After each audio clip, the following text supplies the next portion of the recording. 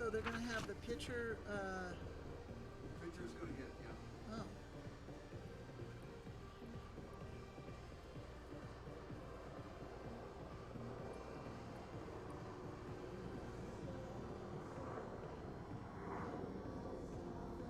Okay, who's playing? Okay, the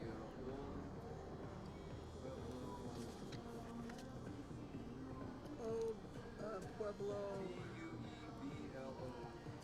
Kings King.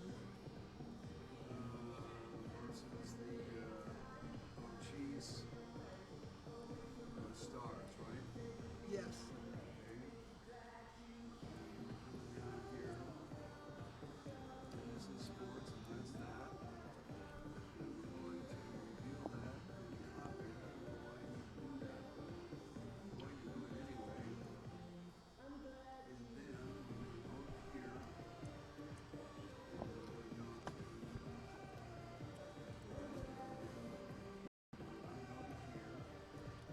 we're going to go to settings, and we're going to go to stream, and I think it's something that I'm not totally sure.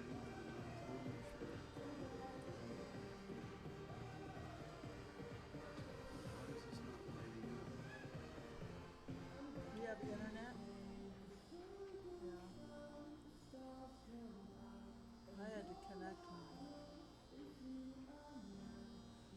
You're connected. Come on, what the hell? Well, we'll just have to hope that it's the right one. Have you signed on yet? No, I will. Okay.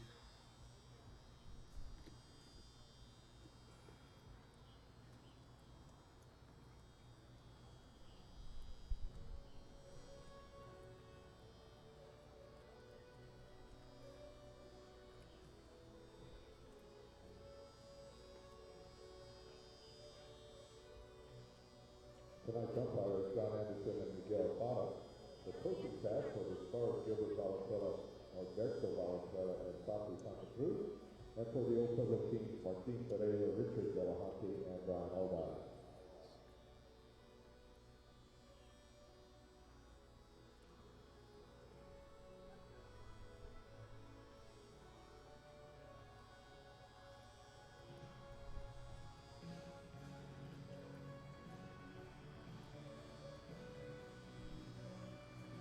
Okay, here's this. Let's get this up and out. Here, take this up and out. That.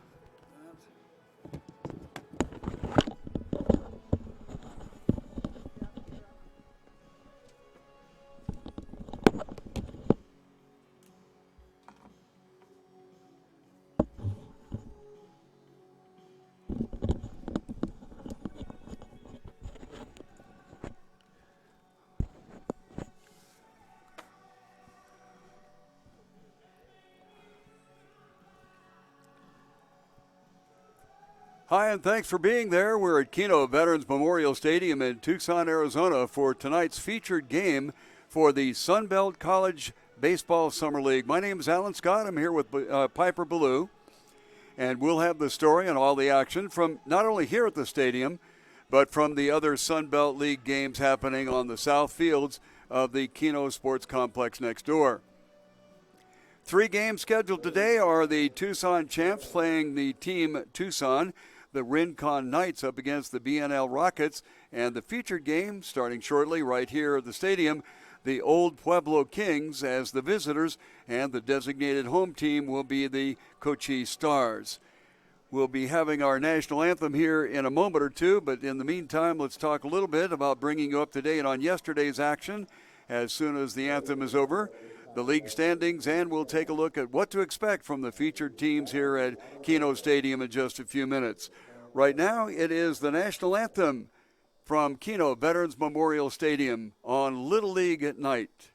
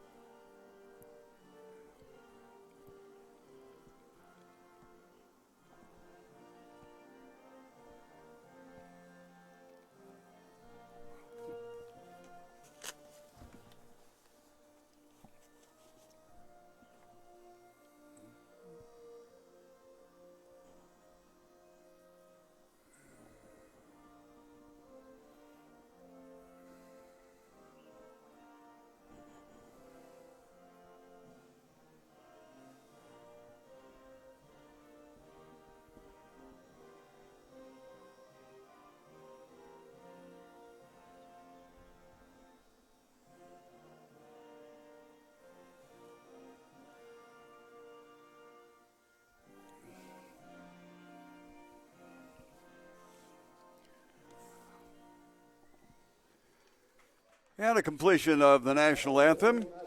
And first, I'd like to ask you to hear about the Sunbelt College Baseball League sponsors and ask you to support them as they support us. We encourage you to do business with these sponsors, but even if you don't, please at least let them know that you appreciate their support of the Sunbelt College Baseball and the webcast that is going on right now. Tonight's game is being brought to you in part by Goliath Auto Sales, Rincon Financial Group, Jimmy John's, Best Western Tucson International Airport Hotel and Suites, Firestone Complete Auto Care, Chewy's Mesquite Broiler at 22nd and Kalb, Elite Sporting Goods, Pima County's Kino Sports Complex, O'Reilly Chevrolet, Cazal Fire Protection Company, and by Stop and Go Driving School. This webcast is up every evening except Wednesdays and Sundays. We start at about 6:50. Please make a note that the game is archived by YouTube on the Alan Scott channel. If you can't watch the game live, just go to YouTube, go to the Alan Scott channel, and find a Tucson Sunbelt Baseball. You need to get the Tucson in front of there, otherwise you get that mid-major conference in the Midwest, and which is called the Sunbelt League as well. This is the Sunbelt College Summer League in its ninth year. All 7 teams play here at the Kino Sports Complex, the former spring training home of the Arizona Diamondbacks and the Colorado Rockies. So it is a really fine facility. Now, most of the players have a direct connection to the greater Tucson area, either as a hometown or a college playing location. With the knowledge that there's no travel in this league, coaches around the country are beginning to send their soon-to-be sophomores and junior players to sharpen their skills. Also, there are several just graduated Tucson area high school players in the league. We'll look at the standings and results from yesterday here in just a moment, but right now we are underway, and stepping into the box is Cameron Kruger. Kruger is the center fielder for the old Pueblo Kings, and this first pitch is slapped into right field, wasting absolutely no time to get things started. He will be followed by Angel Faris, the second baseman, and Charles Stewart, the third baseman for the old Pueblo Kings.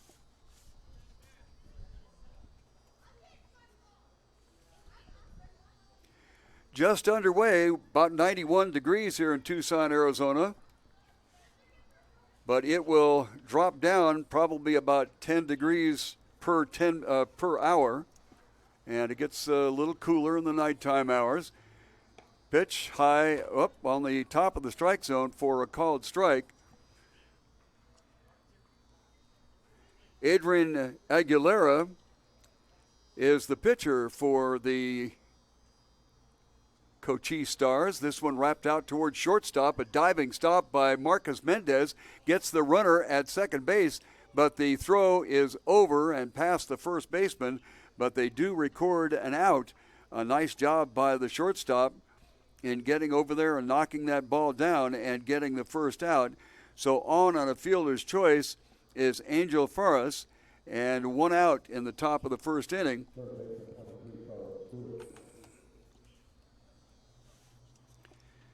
Charles Stewart, the third baseman, stepping in.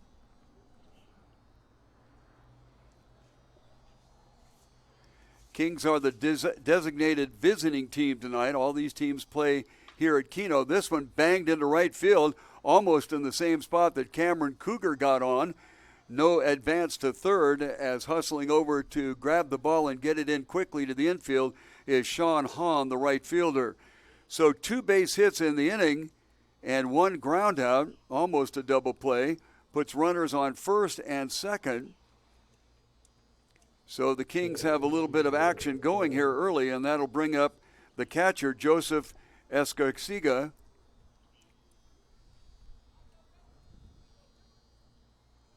Garciga going to Rainy River Community College, as so many of them. And as I mentioned, most of these players have some sort of contact or connection with Tucson. First pitch swung on and hit towards right center field. On his horse is Andre Green. It's going to get to the wall, and that'll score at least one. We'll check and see. They're going to send the runner at third, and so a 2-run double starts things off for the old Pueblo Kings. 2 runs batted in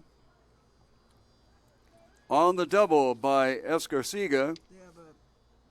They have a pinch runner.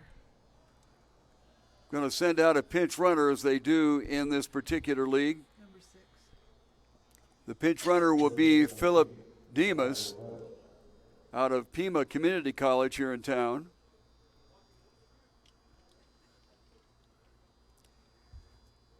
So the Kings have wasted no time in getting things going here. A deep fly ball to right center field reached the wall. This pitch on the corner for a called strike. That is Orlando Romero. Romero, the first baseman tonight for the Kings.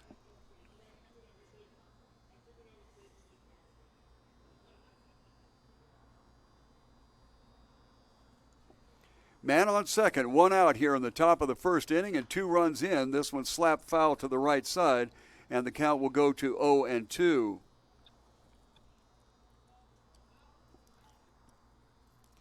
Well, the Kings wasting no time in getting things going here.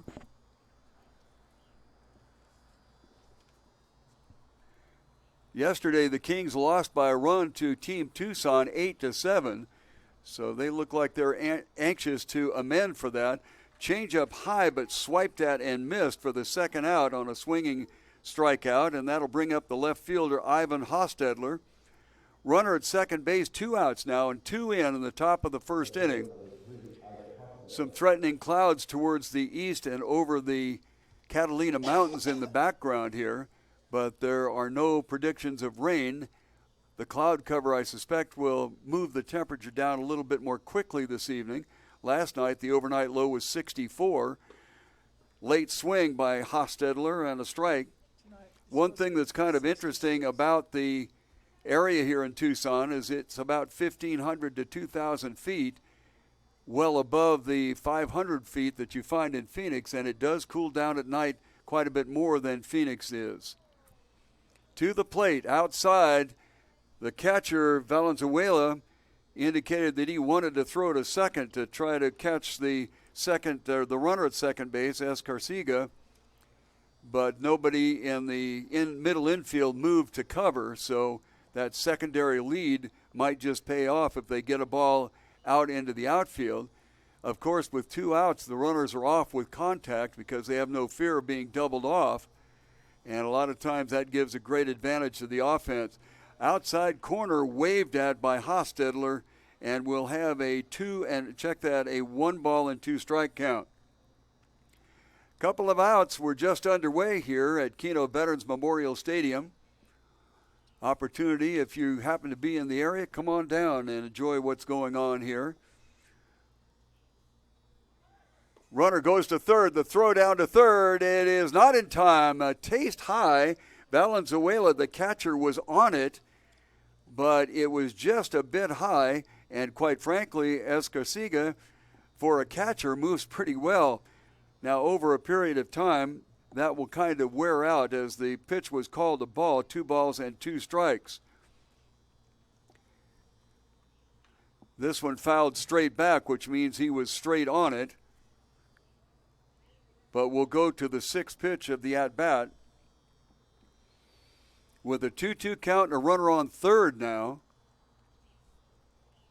by way of a double, a 2-run double as a matter of fact, and a stolen base.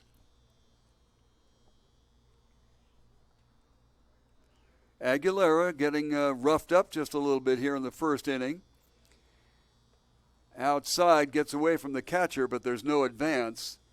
And we'll go on a 3-2 count with first base open. Certainly as a pitcher, do not want to give in here and give up one.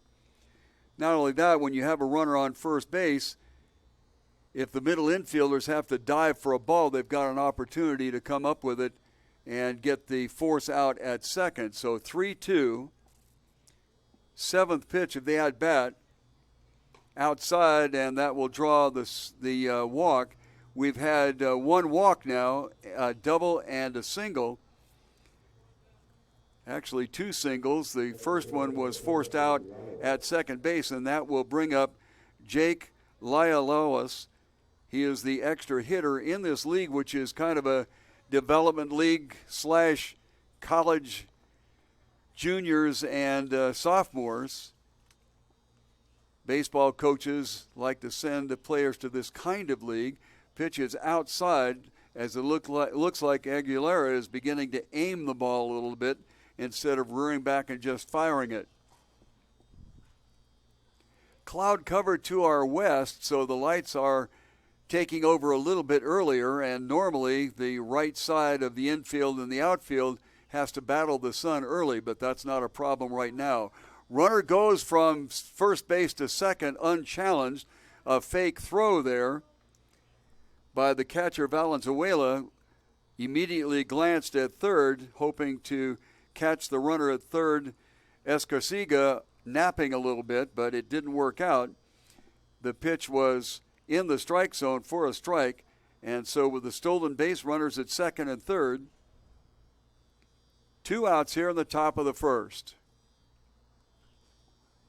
To the plate, swung on, fouled off to the right side, and we'll go to a 1-2 count. So Aguilera is 1 strike away from getting out of what could be a disastrous first inning. He's given up 2 already. Legitimately, there were 3 hits already given up in the inning. At the set, comes to the plate, way outside, count evens at 2-2. Aguilera seems to be comfortable working that outside part of the plate, and in doing so, both Kruger and Stewart got base hits to right field. 2-2. This one lifted into right center field and dropping in front of the right fielder, and that will score 1. The throw home is a little high and offline, and that scores the second one. So a base hit and 2 RBI for Lialos. That brings around Escarcega around from third, and scoring from second is Hostetler. So with 2 outs now, just a runner on first base. And kind of a rocky start for the Cochise Stars right-hander Adrian Aguilera. To the plate, outside corner, swung on and missed. This will bring up Travis Cole. Travis is the shortstop for the Kings.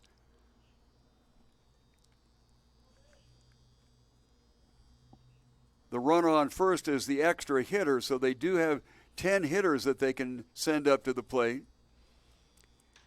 Lifted high to right field. Going back on it is Sean Hahn. It's over his head as the ball carried relatively well. It will score 1, and on his way to third base is Travis Cole. It is a warm evening, ergo the ball will carry considerably, and that's exactly what happened. Off the bat, it did not seem like that hard a hit, but a run-scoring triple for Travis Cole, and Aguilera is digging himself an even greater hole as Jake Lialos came around and scored, and we've got 5 across here in the top of the first inning. We saw a lot of runs last night, a 20-3 count. And that will bring up Jonah Lawton.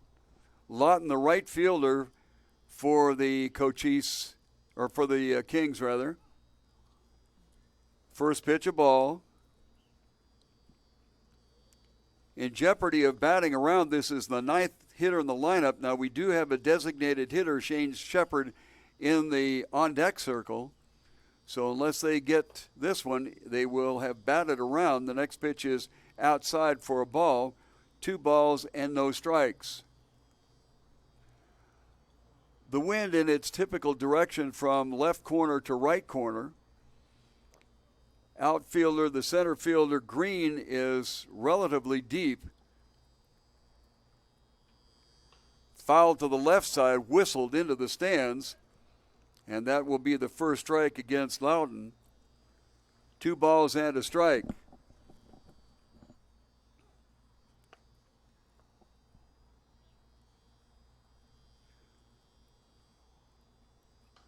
Again fouled off to the left side, once again into the screen, or this time into the screen rather than into the seats.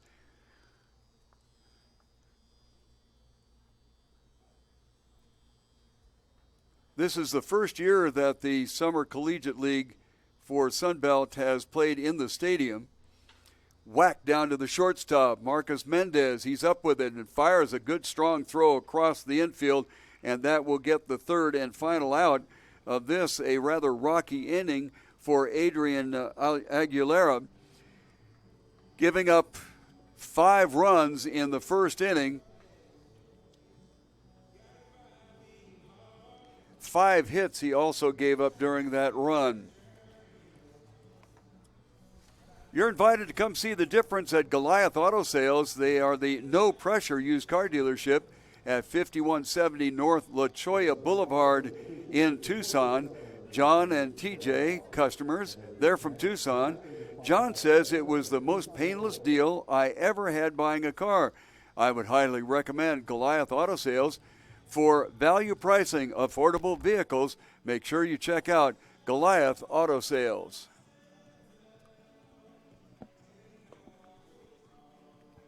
Another action at the Sunbelt Baseball League, the Tucson Champs versus the Team Tucson.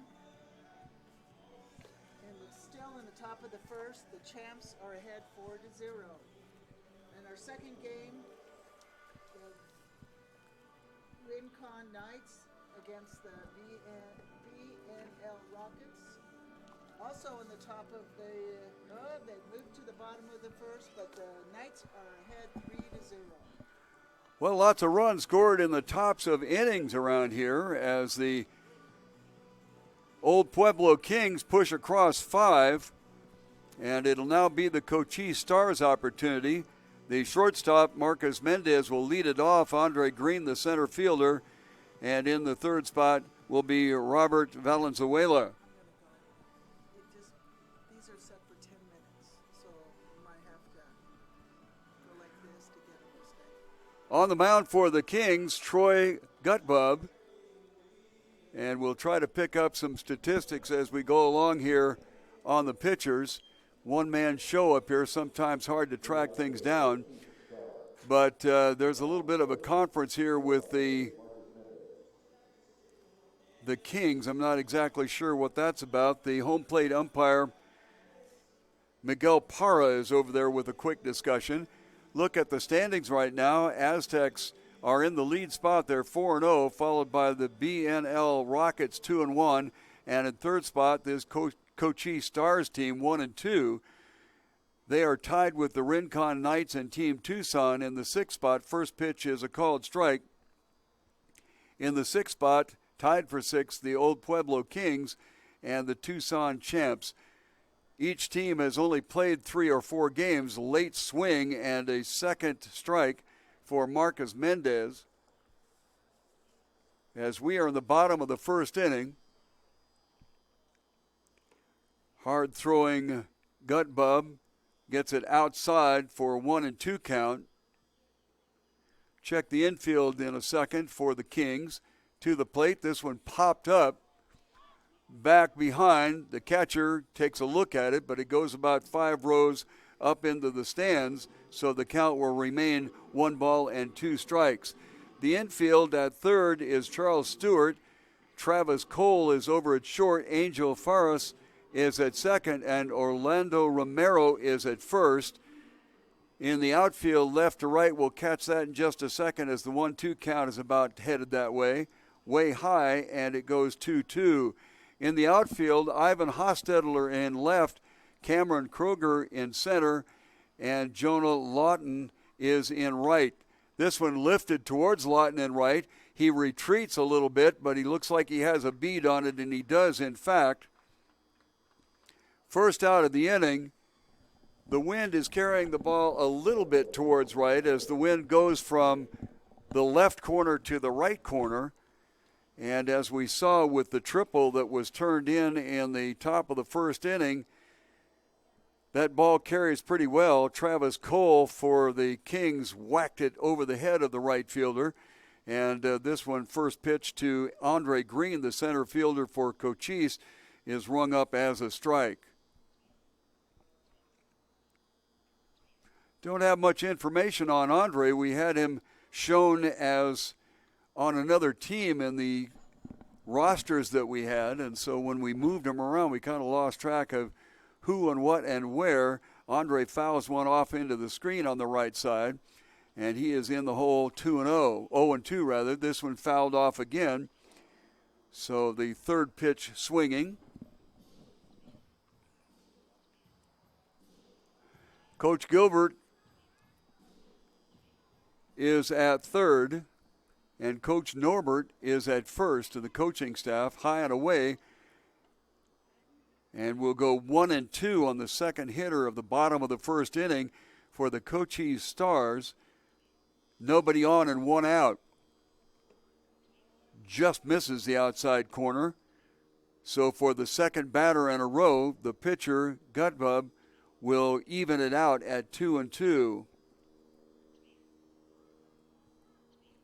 Outfielders basically mid-range. This one outside, so we'll go 3-2 now. Seventh pitch of the at-bat. The center fielder, Kroger, is relatively shallow. We'll give you the dimensions of the outfield here in just a second. Misses outside. Oh, we called him up. Rung him up for the second out, looking. That'll bring up Robert Valenzuela. Valenzuela is the catcher for the Cochise Stars. Looking at the symmetrical outfield, 340 down either line. Right field and left field are at 375, and straight away is 405. Just misses outside for a ball.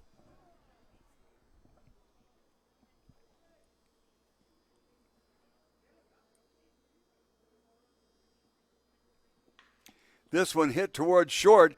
Does a nice job of backhanding Travis Cole, but he couldn't get to his feet to throw it, and that'll be an infield base hit with 2 outs here in the bottom of the first.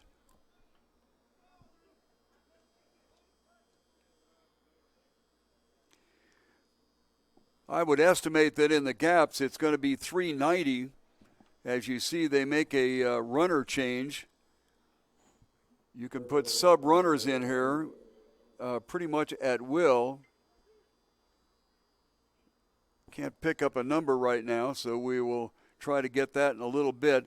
Derek Cavillo, the first baseman, is up to bat. He hits one sharply out to Angel Ferris, and Ferris will go to first base. He dropped the ball, an error. Took it a little too haphazardly, and I'm sure that the out would have been recorded, so the error will go to the first baseman, Orlando Romero. A little too nonchalant out there, and it cost him. So runner in scoring position now with 2 outs in the bottom of the first inning, and Sean Hahn, the right fielder, steps up.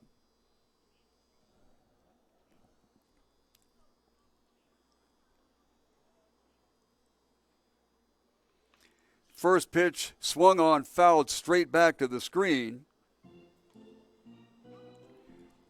Outfielders staying pretty much in the same relative positions that they were originally.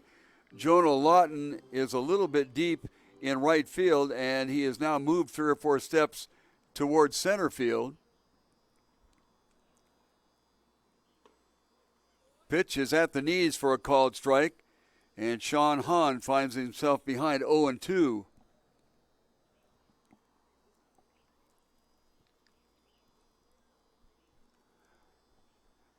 Oh and 2 at the set. Look back at second. Nothing going on there, but a long look and now another look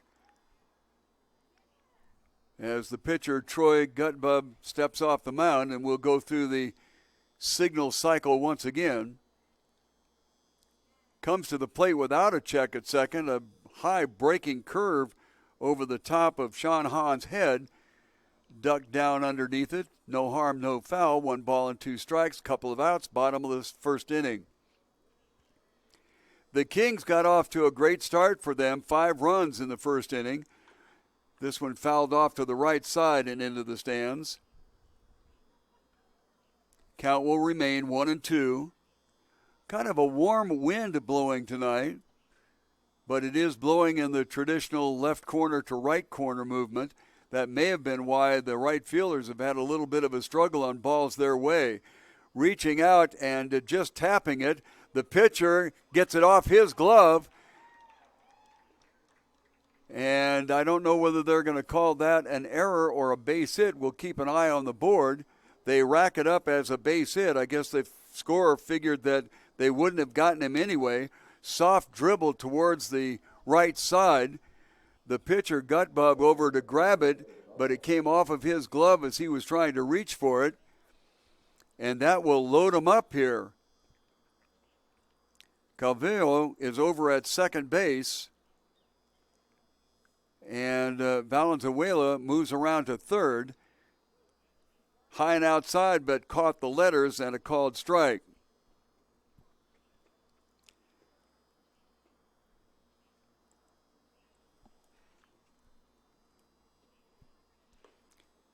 This just misses outside. It's 1-1.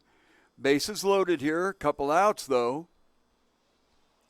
But since there are 2 outs, the runners can take off with contact, and if they get something into the outfield, makes a difference. This one fouled off to the right side. 1 ball and 2 strikes. So Gottbob has been ahead on the last 2 headers, but has not been able to close them out. He got ahead to Andre Green and struck him out looking, and got ahead to Marcus Mendez and got him to fly out.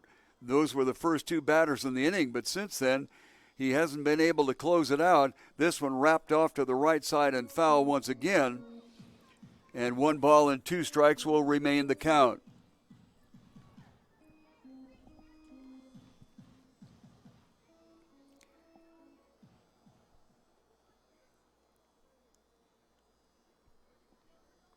One and two, bases loaded. Just dropped I don't know what that was, but it just dropped down to the letters and got a called strikeout for the 3rd out of the inning, leaving 3 runners stranded. So after 1 full inning of play, although threatening, Cochise Stars come away with nothing, so they cannot match the 5 runs put up by the Kings in that first inning. Rincon Financial Group is a Tucson organization that understands that individuals face unique challenges as they prepare for retirement. The Rincon Group is standing by to take the mystery out of preparing for today and tomorrow. What goal do you have?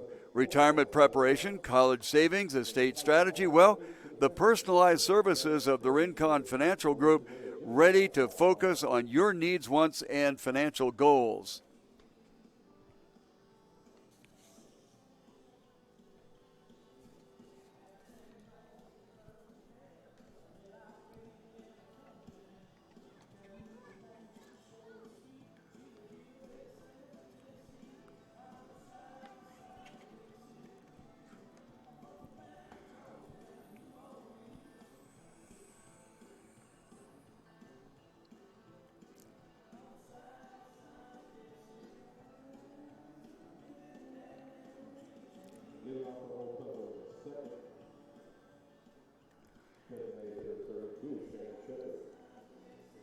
Stepping up will be 10, 1, and 9. Yes, there are 10 batters in the Sun Belt Instructional League for basic one of other descriptions there. They do try to get as many at-bats for as many players as possible, and that will send a Shane Shepard up to the plate. Looks at the first pitch, a ball. So Adrian Aguilera is certainly interested in not repeating the first inning when he gave up 5 runs on 5 hits. To the plate, this one swung on and fouled off to the left side. 1 ball and 1 strike.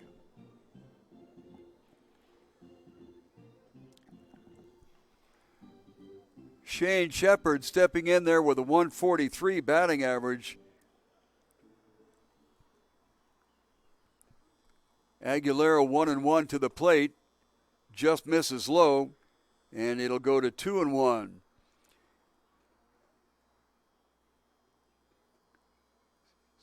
Martin Casillas is at third base. Marcus Mendez at second. Check that, short. Daniel Gonzalez at second, and Derek Cavillo is at first. This one lifted high and foul back towards the broadcast booth, and that will even the count up at 2-2. Looking left, center, and right, it is Jesus Acuna in left, Andre Green in center, and Sean Hahn in right. Behind the plate is Robert Valenzuela, and Andre Aguilera is the pitcher. 2-2 count. This one fisted towards third base, hustling over to try to get it, and all he can do is trap it. Martin Casillas. He was playing relatively deep, and in this twilight, a little hard sometimes to see the ball coming off the bat.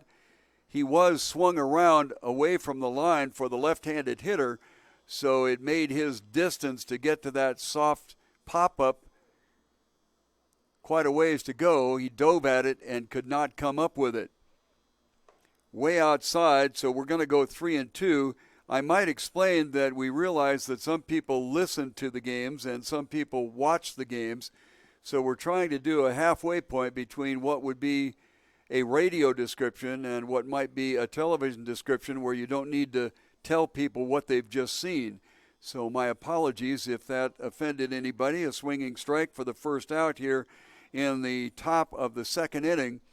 Our score 5-0 in favor of the Kings, who bring up the top of the order now. Cameron Kruger followed by Angel Faras.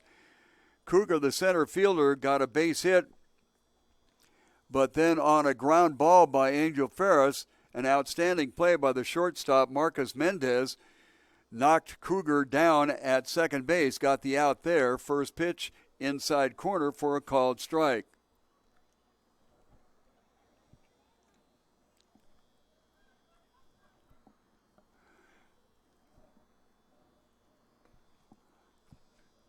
Next pitch misses outside for 1-1 count. Kruger stepping in, batting .231 on the season. That average will go up just a skosh after he got a base hit in the first inning. Down in the dirt, gets away from the catcher Valenzuela, but nobody on, so no movement. 2 balls and a strike. Light's beginning to take over here as we have gray skies to the west of us. Our perspective is to the northeast. Left field would be to the north and right field directly to the east. Once again, down into the dirt. And for the second time in a row, Aguilera will go to a 3-ball count. On a 3-2 count, a high strike swung on and missed for the first out of the top of the second inning.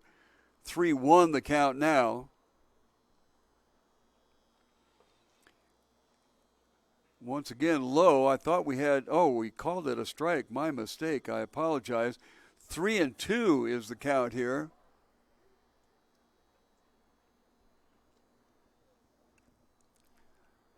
Cougar has not walked yet this year. Reaches out and taps the ball to Daniel Gonzalez at second base, and he gets it over to Cavillo at first, and that will be the 4-3 second out in the top of the second inning. Angel Faras will be up there. He got on a fielder's choice.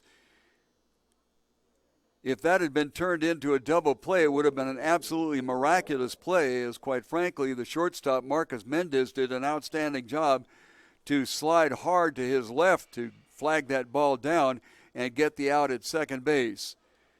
So Faras 0 for 1, strike on the inside corner. Angel 0 for 1 because you are not given a credit when you have a fielder's choice, given an at-bat and nothing else. This one fouled back to the screen, and Angel finds himself in the hole 0-2.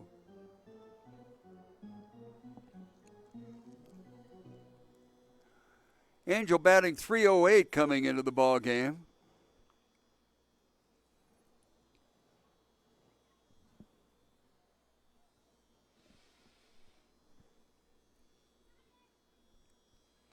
Angel, the second baseman for the Old Pueblo Kings. Now, folks not from this area, I will explain. Everybody else, this one hit sharply into center field for a 2-out base hit for Angel. They refer to this as the Old Pueblo based on the Spanish heritage in the Southwest here. Several businesses around town use the name. One sportscaster seems to use it a lot. So we'll come up with Charles Stewart, got a base hit and came all the way around on a 2-run double. He hit the first pitch last time up, as he does this time. Drives the center fielder Andre Green back a little bit, but pretty well hit, but right at Green, and that will be the 3rd out of the inning.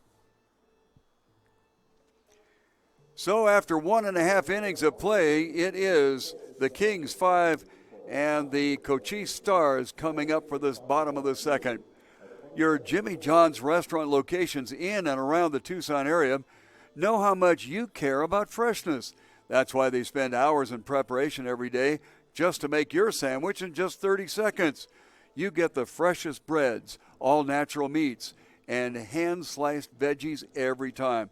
Stop by a store or order online at jimmyjohns.com.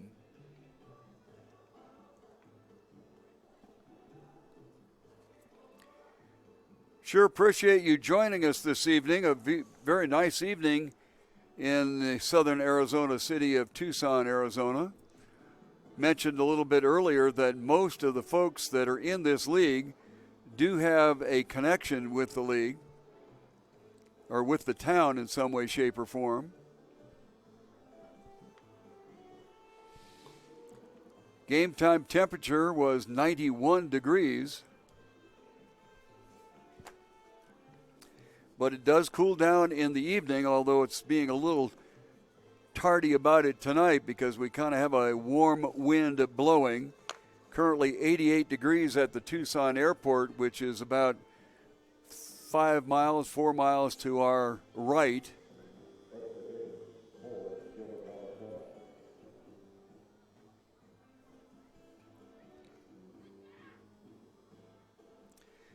So the Cochise Stars coming up here after getting a hold in the top of the second. We'll see the 7th, 8th, and 9th hitters in the lineup. First pitch swung on by Gilbert Venezuela, and it is a high strike. Gilbert is the extra hitter. His brother Robert is the catcher. And this one swung on an outside pitch and missed. So right away, Gilbert is in the hole, 0-2.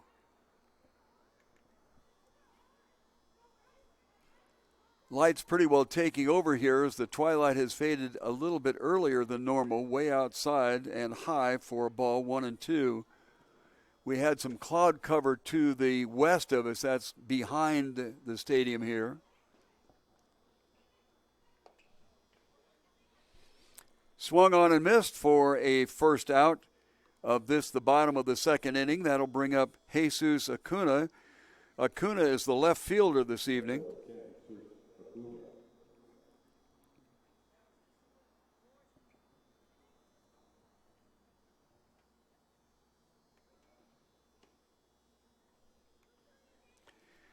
First pitch, a strike. Martin Casillas, the third baseman, is the next hitter. To the plate, outside corner, called strike. And Troy Gutbub got the first 2 outs in the first inning. He has the first out here in the second inning, misses high and away. After getting the first 2 outs in the first inning, he promptly loaded the bases, but he got a called strikeout. Was his second strikeout. He recorded the third for the first hitter in the second. And at the letters for a looking called strike. So 4 strikeouts for Gutbub so far.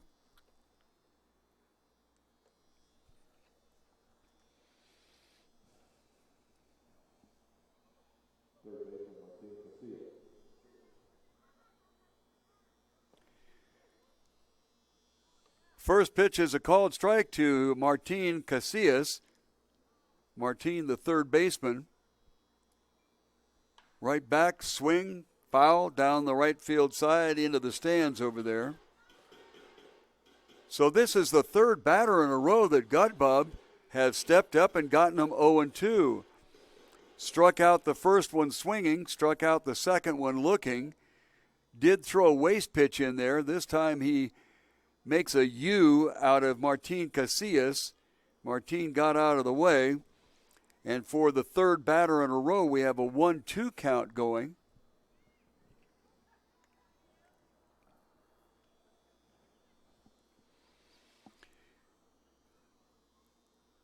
To the plate, 1-2. This one outside. And the count goes to 2-2.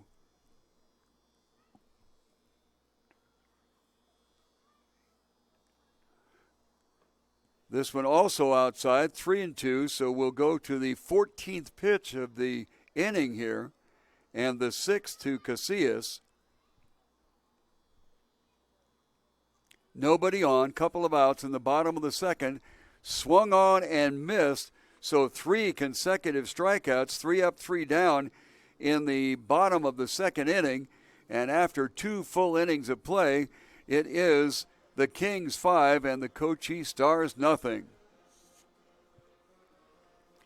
The Best Western Tucson International Airport Hotel and Suites features spacious guest rooms and 2-room suites with an upscale contemporary decor.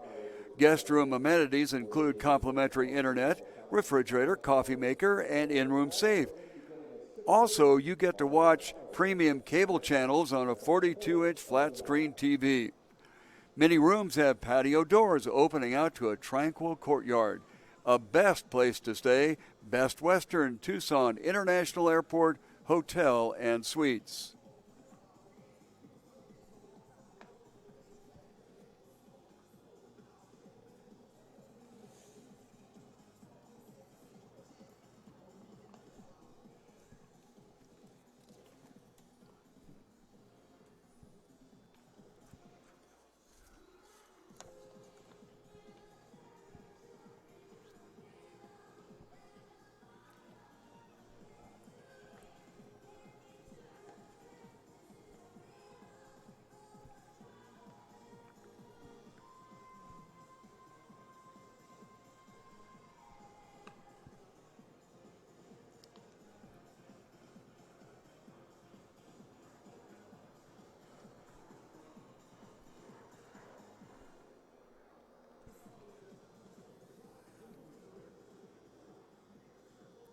The operator Kino. In the top of the third, catcher 16, Joseph Garcia. Positions 4, 5, and 6 coming up here for the Old Pueblo Kings. Joseph Escarciga, he got a 2-run double in the first inning to get things underway in the scoring column for the Kings. He looks at the first pitch at the knees for a called strike. Escarilla came into the game batting .231. That'll go up just a skosh. 0-1 pitch on the way. Batted down towards third, but foul.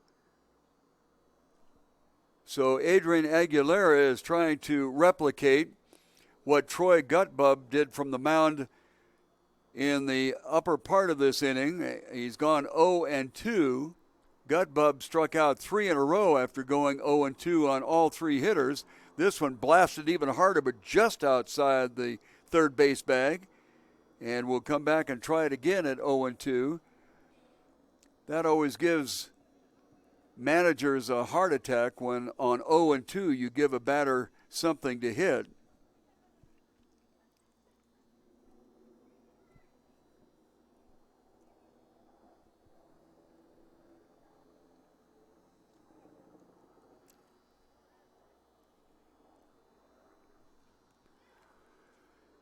Oh-2 pitch, changeup wrapped sharply into left field, but sliding over to get it is Jesus Acuna, and that will be a line out to the left fielder for the first out of the top of the third inning.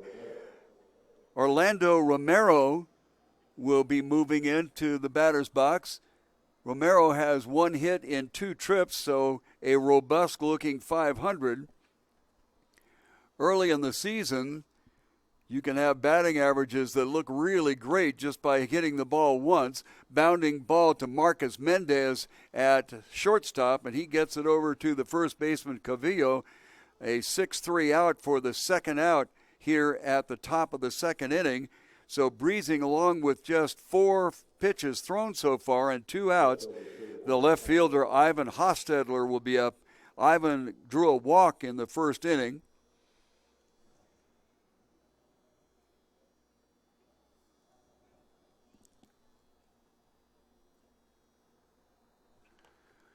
Hostetler has yet to get a base hit in this young season. Swung on and fouled off into the catcher's feet, I believe. And generally what happens is the protocol or the etiquette is if catcher, batter, or umpire gets whacked, why they kind of move around and act like they're in no hurry to get the next pitch underway. 0-1. Aguilera struggled in the first inning and gave up 5. Came back rather sharply in the second inning, giving up nothing. This one fouled down towards the dugout. Heard somebody yelp down there at the end of the dugout steps and just barely ducked out of the way as the ball hit right off the top of the dugout screen and bounded out towards right field. But certainly caught somebody's attention down there because we heard a yelp. Off-speed pitch, high and away, swinging strike, 3 up, 3 down. So Aguilera has gotten stronger as he has gone along here, giving up, 1, 2, 3, 4, 5, 6, 7, 8 pitches in the inning, and by far that is his most efficient inning. Well, after 2.5 innings of play, it remains the old Pueblo Kings 5, and Cochise coming to bat in the bottom of the third, yet to score. Firestone Complete Auto Care is your go-to tire store in the greater Tucson area. Find the right tires online or in-store.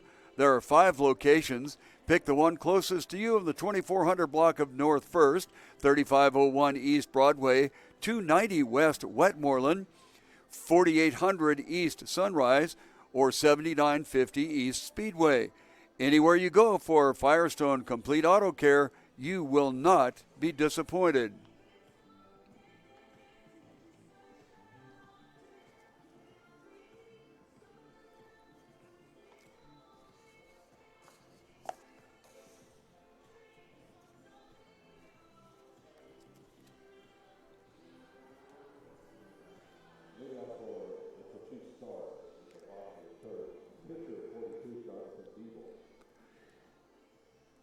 Well, ordinarily the pitcher in this league does not bat, but the pitcher, Andre Aguilera, will come up and swing the stick here.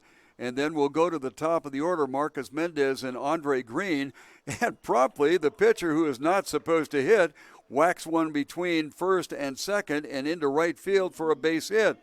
So that might be a good omen for the Cochise Stars as the right fielder, Jonah Lawton, gathers it in and gets it back into the infield.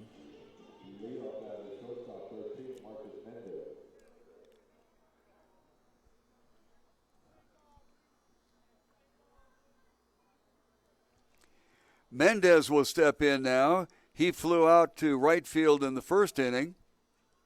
Round to bunt. Boy, they got him. Oh, wow. The runner at first base, Aguilera, obviously a pitcher not really used to being on bases, almost got caught napping. The bench of the Kings thought that they had him, but the umpire in the field said, "No way, Jose," and that was the first pitch ball to Mendez. The field umpire is Damont. This one belted past the third baseman and into the left field corner. It's cut off over there by Hostetler, and there's a throw to third. It would have been in time, but it was offline. And on the throw, moving down to second base, is Mendez. A good heads-up play by the runner. And that puts runners on second and third with nobody out here in the bottom of the third inning as Cochise is beginning to rumble just a little bit. That will bring up Andre Green.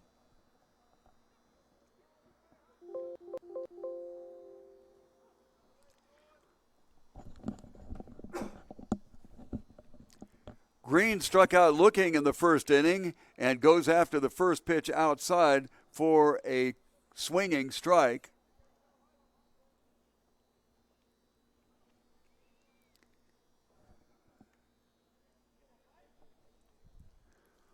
Runners on second and third, nobody out. The corners are in. This one wrapped into right center field on the ground and through.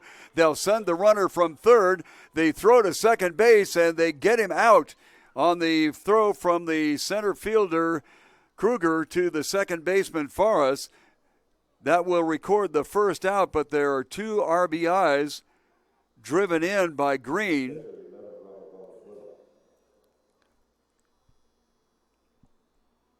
First out of the inning, coming around to score is Mendez.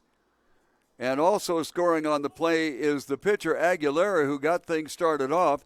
That will bring up Robert Valenzuela. He got a base hit and got as far as third base in the first inning, but the final strikeout of the inning stranded 3. So the Cochise Stars have answered back now with 2 runs in their half of the third inning after surrendering 5 runs in the first inning.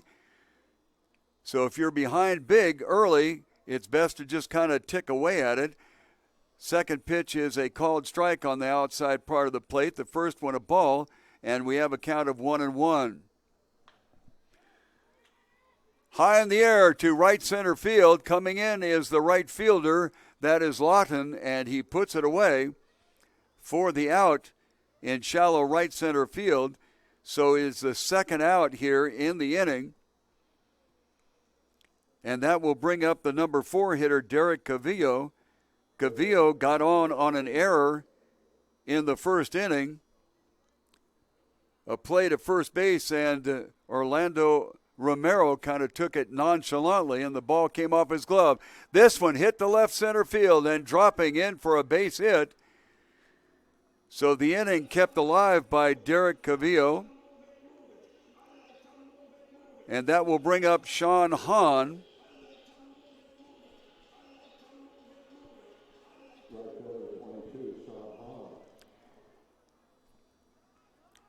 Sean came into the ball game batting .400, got a base hit, so his average has gone up just a little bit.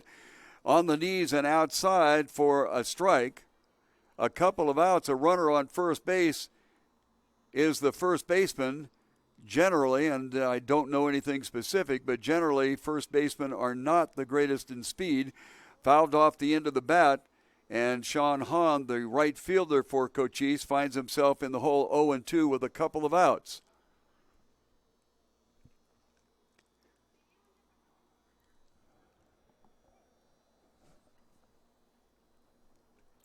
Hahn is 4 for 10 on the year, now 5 for 11. That one gets away, and that will move Cavillo up to second base on the wild pitch. You want to throw a waste pitch when you're 0-2, but not so much that you move a runner into scoring position.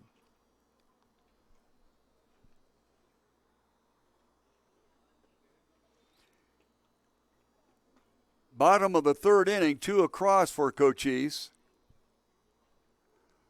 1-2 count on the hitter. This one slapped into right field, and once again with 2 outs, the runner on the move, but they hold him up at third base, and so we'll go first and third.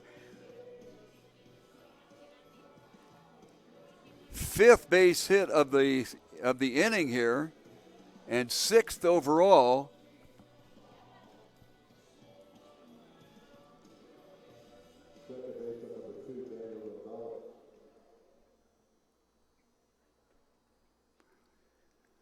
Daniel Gonzalez took a third strike looking in the first inning with the bases loaded, so with runners on first and third, and the runner from first goes. The throw down to third, and it gets away from the third baseman, but not far enough to advance the runner.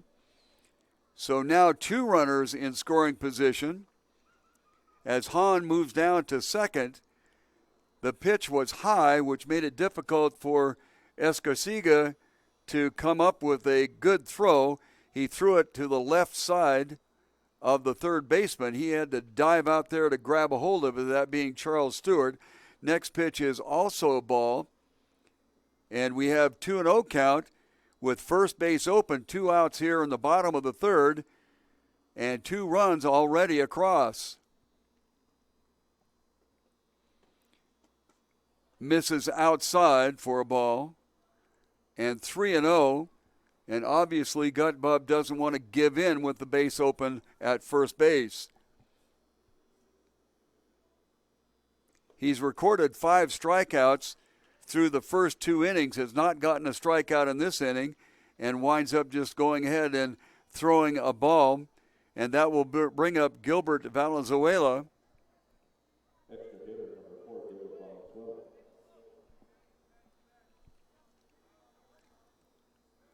Gilbert comes into the game batting .333. He is the extra hitter, as you can put 10 up at the plate. On the knees, a called strike. Gilbert struck out swinging in the second inning, one of 3 consecutive strikeouts for the pitcher Gutbub. But he's in a little bit of trouble here, although 2 outs are recorded and a second strike swinging now.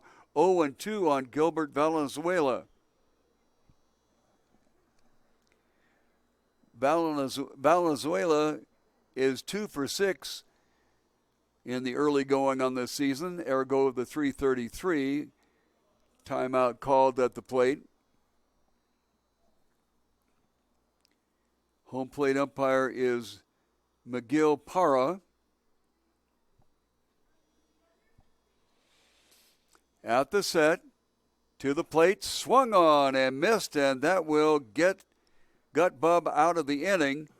3rd out of the inning, but not before 2 runs come across on 5 hits. And at the end of 3 full innings of play, it is the Kings 5 and the Stars 2. When you want really good Tex-Mex cuisine, go to Chewy's Mesquite Broiler at East 22nd and Culm. Chewy's knows what Southwest tastes are all about, and they are there to satisfy. Chewy's on 22nd Street is open till 10 on weeknights and Sundays, until 11 on Fridays, and until midnight on Saturdays. Enjoy the food, decor, and drinks at Chewy's at East 22nd Street and Culm.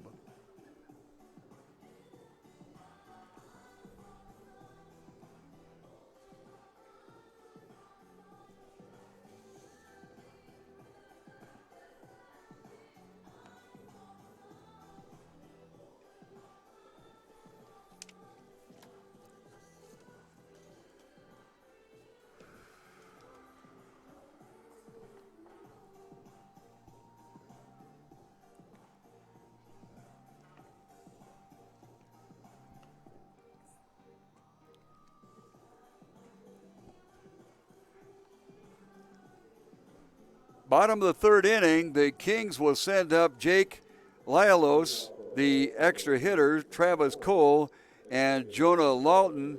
They are the 7th, 8th, and 9th hitters in the lineup.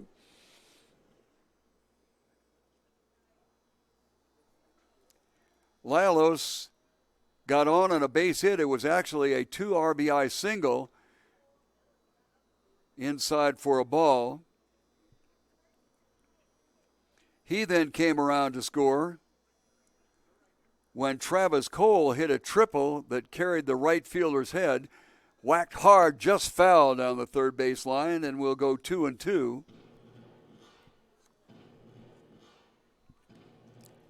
Lialos goes to Pomona College in California. He is a graduate of Sabino High School here in 2016. Sabino Canyon, a beautiful area of the greater Tucson area.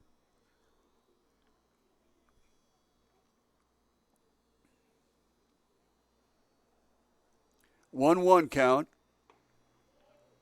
Outside corner for a called strike, 1-2.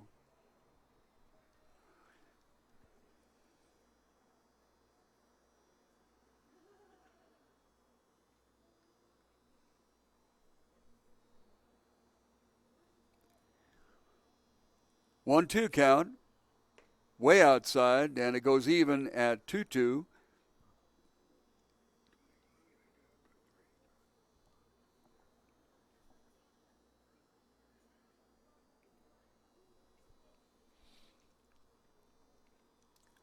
Everybody pretty much straight away here. Center fielder Andre Green slightly to the right field side of center field, and will run the count to 3-2.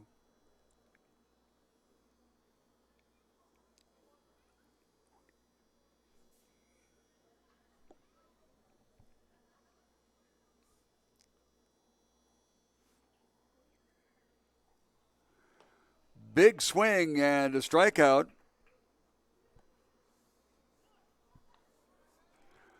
That will be the third strikeout recorded for Aguilera, as he has gotten a little bit stronger as he's moved along in this game. He threw 27 pitches in the first inning, 17 in the second, and 8 in the third, for a total of 52 at the start of this inning. So Mr. Aguilera, it took a little while to get started. This one hit off the end of the bat and into the stands, as the first baseman Caballero had to run around Richard Delahude, who is the coach at first base. One out.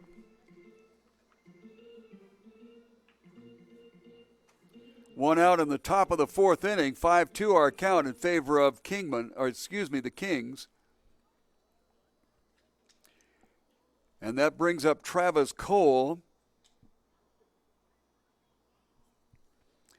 Cole was the young man that blasted one to right field and carried over the head of Sean Hahn. And Travis turned it into a triple. Got an RBI out of it.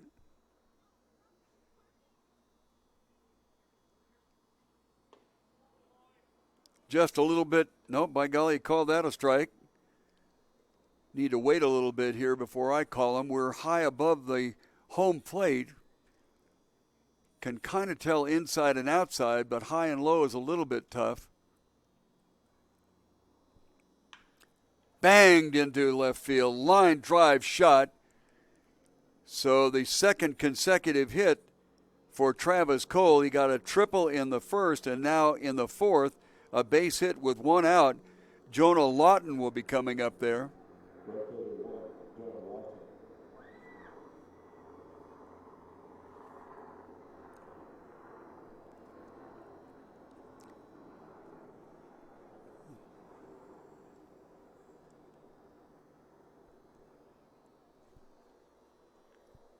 Lawton batting .500. He got one base hit in 2 times at bat, so nothing to write home about just yet.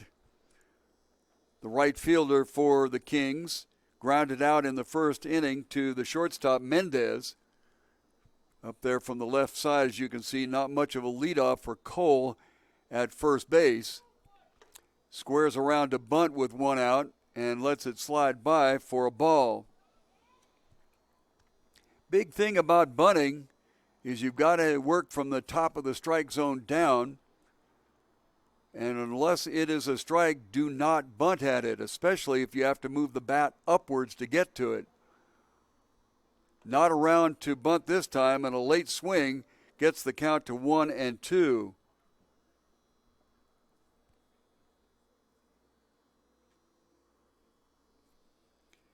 Aguilera has passed his 8-strike total, or rather pitch total, that he had in the third inning. He's got the 12th pitch of the inning coming up here with one out and a runner on first. Fouled off the end of the bat and back to the screen.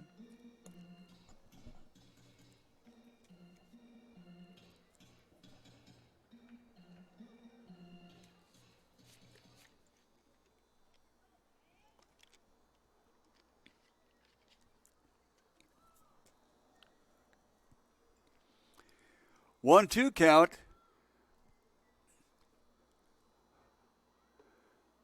Off-speed pitch rides high. Certainly don't want to get that off-speed pitch up in the eyes of a hitter. Gets a good look at it, and you might be looking at gagging up a run.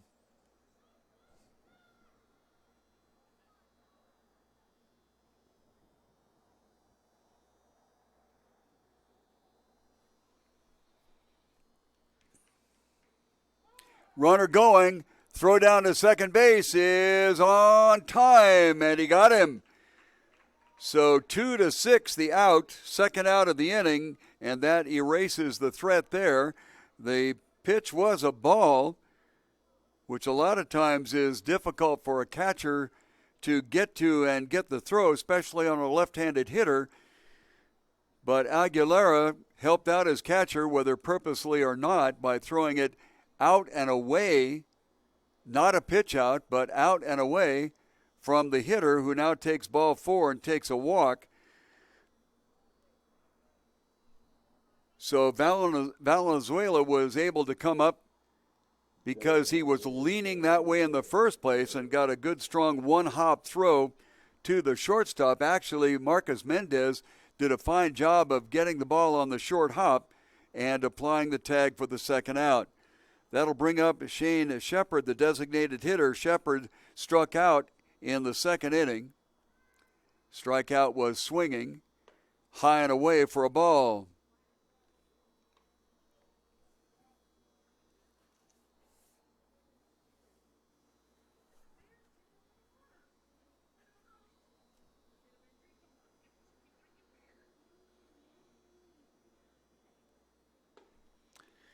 Big swing and a miss. Count will even up at 1-1 here.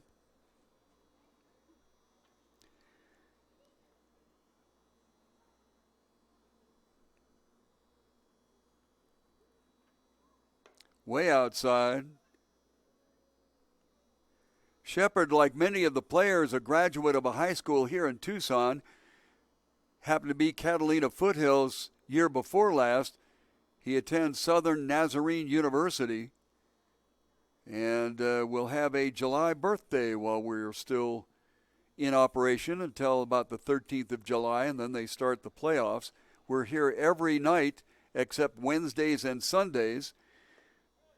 This one drops down a little low, and a 3-ball count will result from that. 3-1.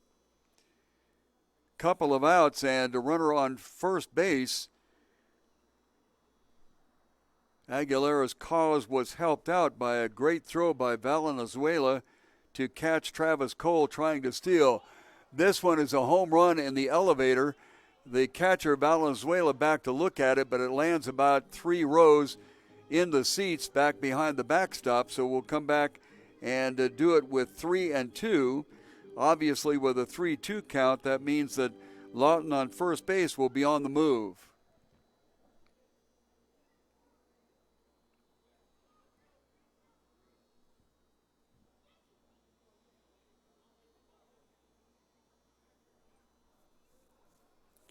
Top of the 4th inning for the Kings. They lead at 5-2. The runner goes, and the ball is down low for a second consecutive walk given up by Aguilera. That is only his second walk of the game. I thought there was one other. Yes, there is. That was his third walk of the game. And puts a runner over in scoring position in the form of Jonah Lawton. And we will go to the top of the order. This is Cameron Kruger. Kruger opened the game with a base hit on the very first pitch of the game, and then grounded out in the second inning. Conference on whatever scale is over with, and we'll get back to play here.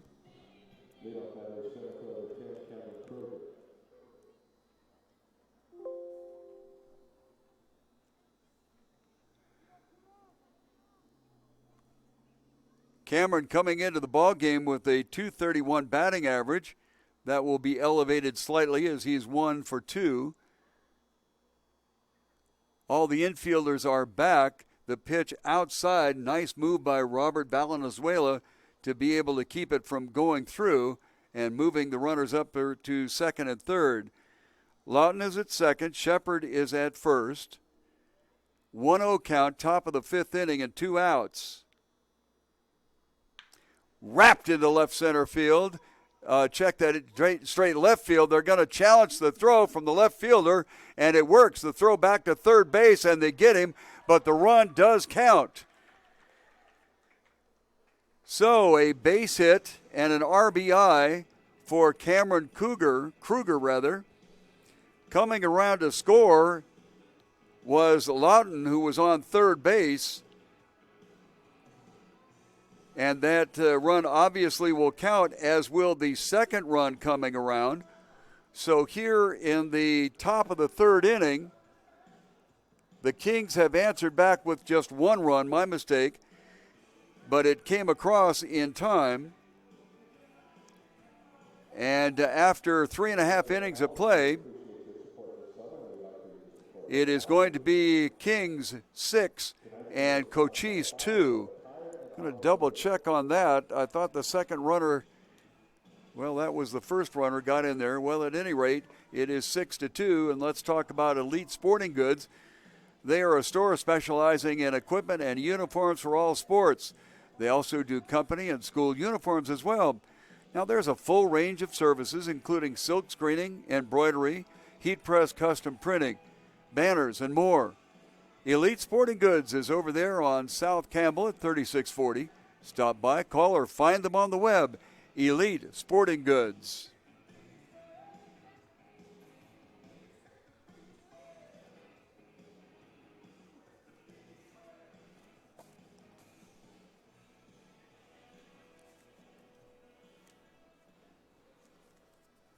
Leading off for the 2 stars is the bottom of the 4th, left-handed pitcher, Acuna.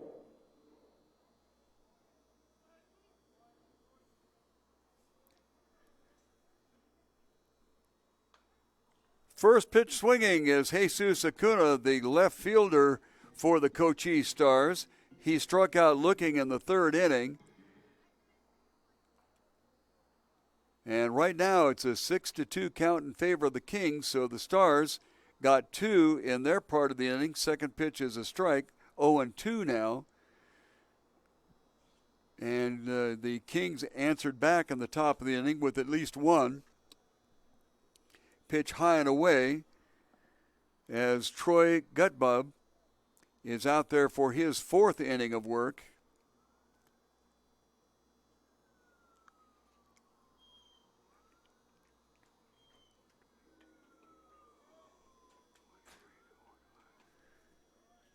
An off-speed looked like a slider, maybe a curve change or whatever you want to call it. Anyway, it was looked at for the first out of the bottom of the 4th inning, and that'll bring up Martin Castillas.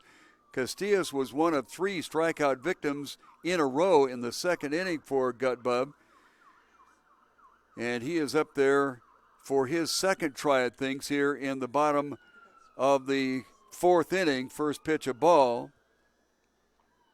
Rocks and fires. This one hits him in the wallet, and he will take first base. So hit by a pitch, the first one for Gutbub today. In the process, he has given up 1 walk.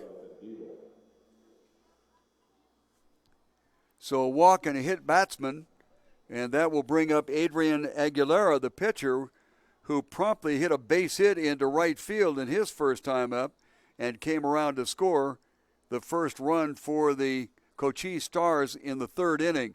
High and away for a ball.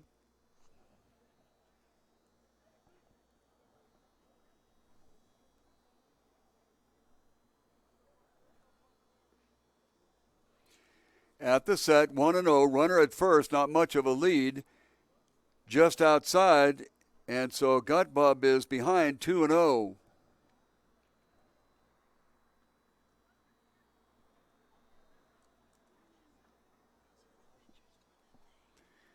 To the plate, 2-0, swung on and hit foul to the right side, 2-1.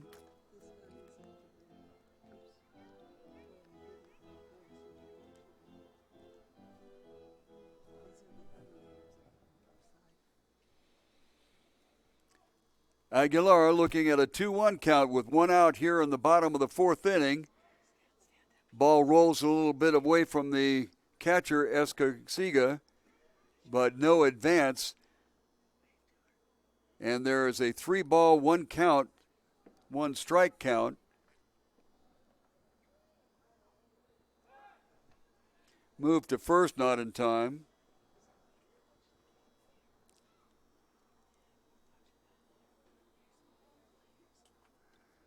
Aguilera has not been up to bat in the season so far.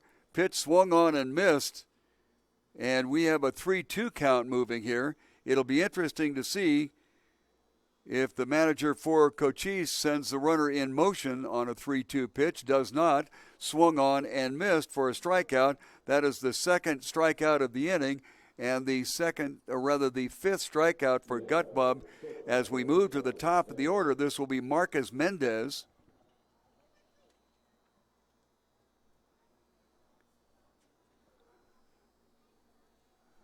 Mendez came into the game batting an even .300.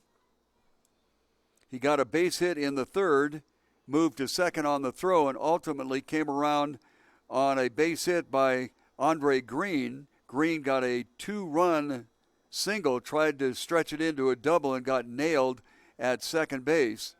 First pitch is a ball. This one popped high towards the left field side, but the shortstop, Travis Cole, over to get it, and that will end the inning. And nobody across here for the Cochise Stars, as they gave up one in the top of the fourth inning and could not answer back here in the bottom of the fourth. So after 4 full innings of play, it is the Kings 6 and the Cochise Stars 2.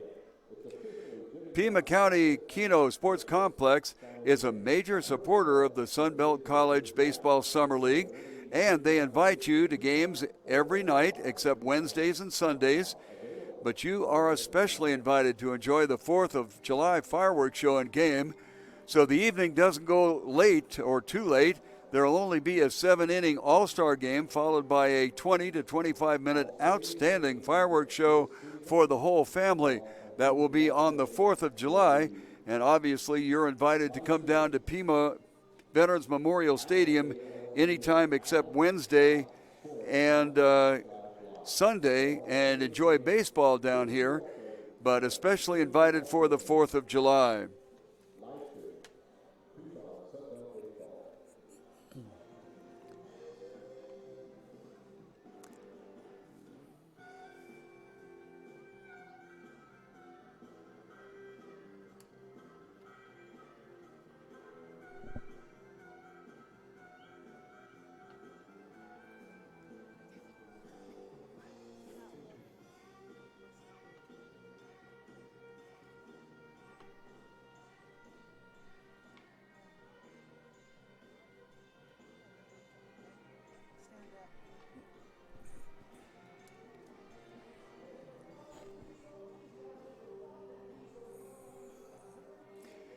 Adrian Aguilar back out on the mound for Cochise. He will start his 5th inning of work, having thrown 74 pitches in the ball game. He had an excellent 8-pitch inning in the third, but had a really struggling first inning with 27 pitches and 22 last inning. Gave up a run in the top of the 4th inning. So we go to the 5th, and we'll be looking at Angel Ferris, Charles Stewart, and Joseph Escarciga. Ferris is 1 for 2, got a base hit in the second, got on a fielder's choice in the first, and came around to score when Joseph Escarciga had a 2-run double. So 6-2 our count. The team up to bat, the Kings, have the edge on this one to this point. First pitch swinging, fouled into the right field stands.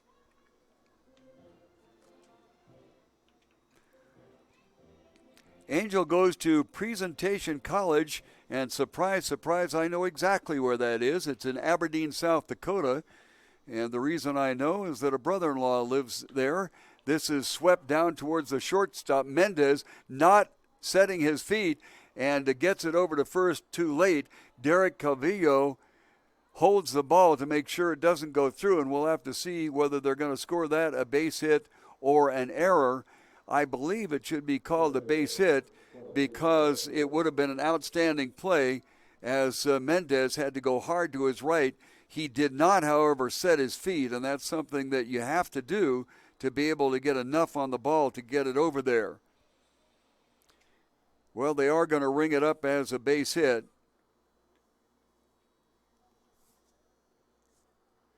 And that will bring up Charles Stewart.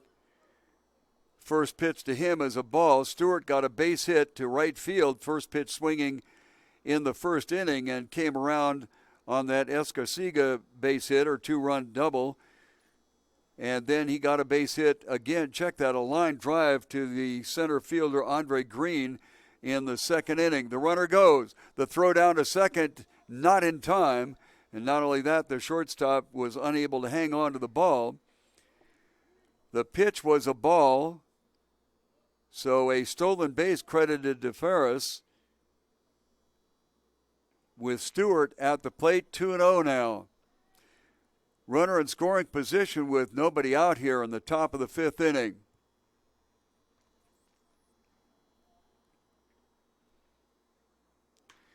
Hit hard into right field. That's almost exactly the same spot that he hit in the first inning.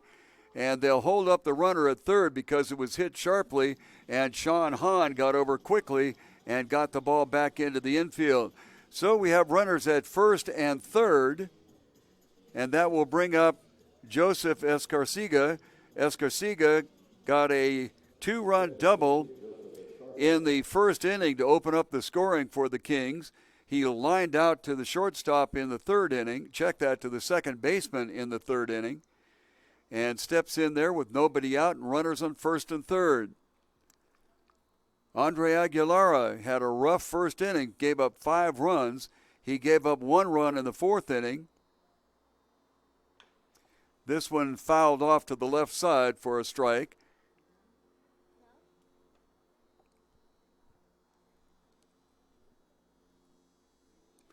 Escalera attends New Mexico Highlands University, and he is a 2015 graduate of Sunnyside High School in the greater Tucson area. Starts off with an open stance, but steps into the ball and bangs it past the third base coach, Brian Alday.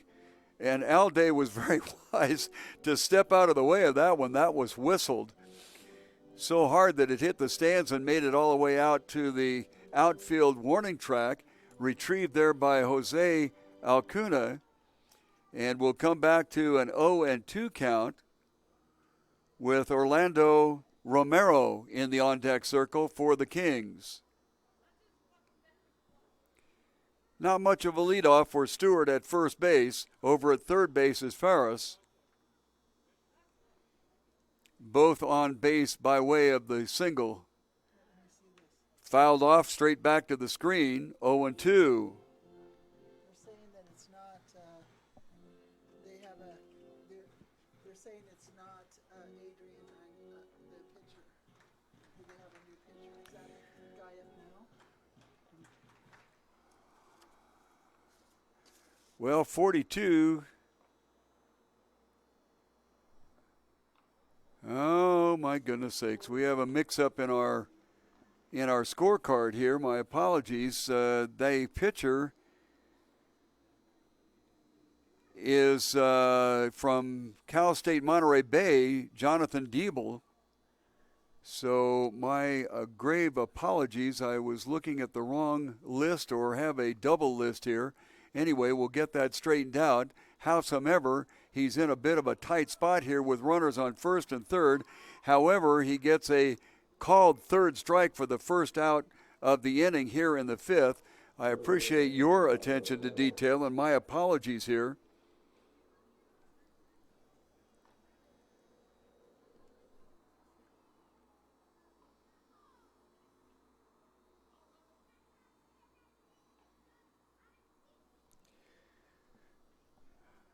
That is going to be the fifth strikeout. First pitch to the next hitter, Orlando Romero, with 1 out, is outside for a ball.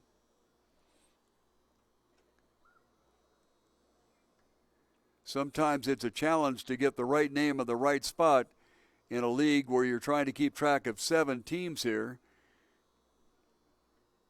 1-0 pitch on the way. The runner goes. A hit and run fouled off to the right side, 1-1. So Charles Stewart, not particularly fast out of the blocks there, but they were trying to get something going. Jonathan Diebel on the mound for the Cochise Stars. Had a rough first inning. Is that one of those deals, if I'm pitching well, my name is Jonathan Diebel. This one wrapped into right field, and that'll score a run. 7th run of the game. Over to get it is Sean Hahn. Throws a strong one to the cutoff man, but the runner still gets over to third, and that will be an RBI single for Orlando Romero. And the 7th run across for the Old Pueblo Kings.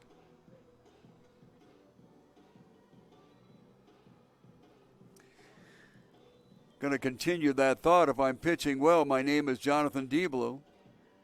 And if I have a rough inning, my name is Andre or Adrian. They're going to come out and bring a pitcher in from the outfield.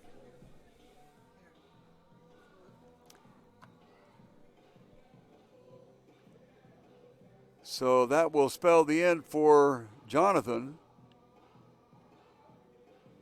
Players don't have numbers on the fronts of their jerseys, so it'll take a second to try to figure out who is out there.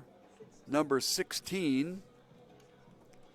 So hopefully our lineup is correct here. Jimmy Norris from Laguna Community College, played with Blue Chip last year as a graduate from Wilcox High School from out of the area.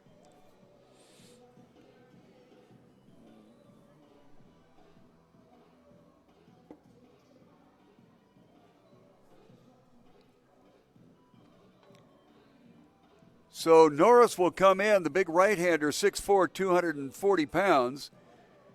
A late December baby. Had a daughter that was December, and so that she didn't get all of her gifts in December, used to celebrate her real birthday with a cupcake and a candle and a handshake or a hug, and celebrated the birthday 6 months later. Used to celebrate her half birthdays. Anyway, Ivan Hofstedler, the left fielder, will be the next hitter, and Jake Lialios will be the on-deck hitter. We have 1 out. Charles Stewart moved over to third base on the base hit to right field by Orlando Romero, and Romero gets an RBI single, and the score moves out to 7-2. 7 runs, 11 hits, and 1 error for the Kings.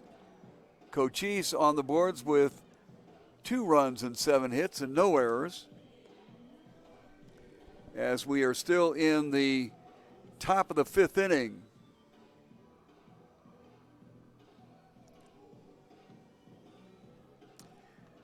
Well, that's really ridiculous. I have Jonathan Diebel as the starting pitcher on one card and somebody else on another card. Once again, my apologies. Jimmy Norris up there. Diebel went, 4 1/3 innings. Gave up 6 runs. Got 6 strikeouts in the process. Ball bounces away from Valenzuela, and it'll bring in the runner from third, Charles Stewart. And moving down to second is Romero. So first time up there. First pitch is a wild pitch, and that will score Stewart from third base and move Romero over to second. 1 ball to Hofstedler, who walked in the first inning and struck out in the third. Hit hard but foul, left side, 1 ball and 1 strike.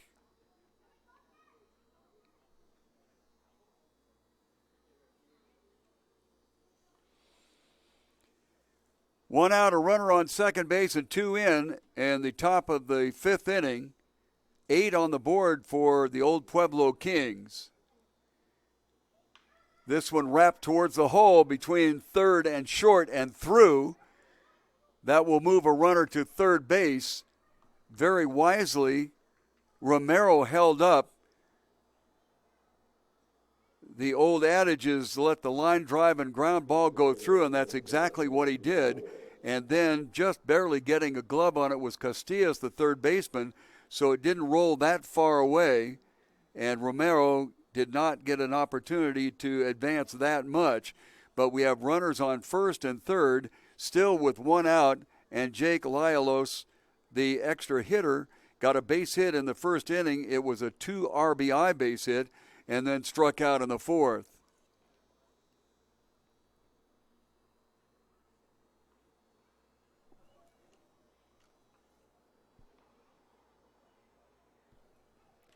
Need to replace a couple of lights out in the scoreboard. Almost looks like 11 runs. First pitch on the knees and inside for a called strike.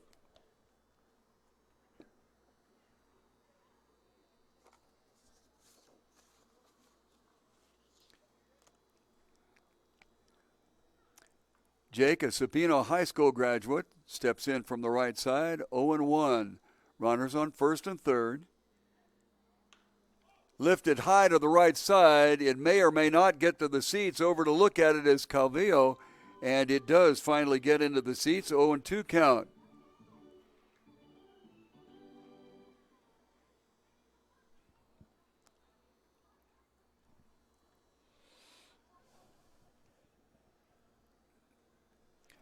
Sure appreciate you being with us this evening. Glad you could join us. We're here every night of the week except Wednesdays and Sundays. Like to mention that if you can't make it to the ballpark, we're always here at that time. At the set, the first base runner goes. The catcher, Valenzuela, feigns like he's going to go and throw it down there. Took a hard look at third base, but Romero would have none of it and was close enough to the bag that there was no throw down there.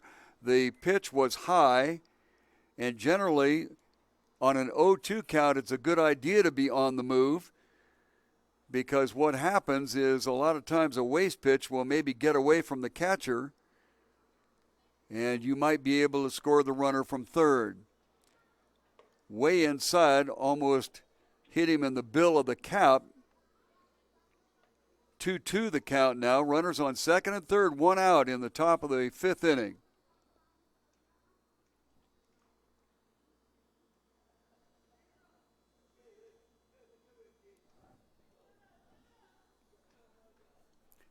Two.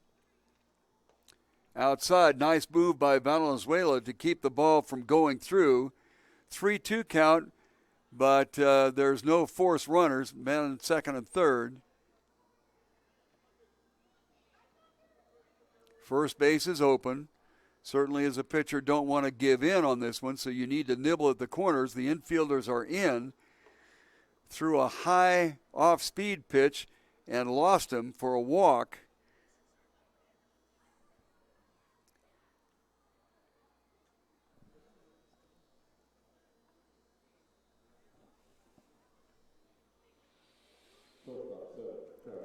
That will load him up for Travis Cole. Travis Cole has gotten 2 base hits in a row, one a triple that carried the right fielder Sean Hahn's head and got to the wall.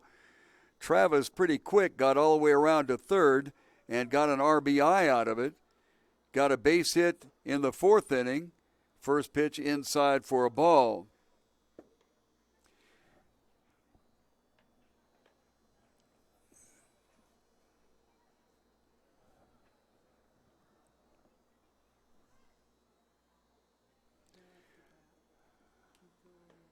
Once again inside for 2 balls.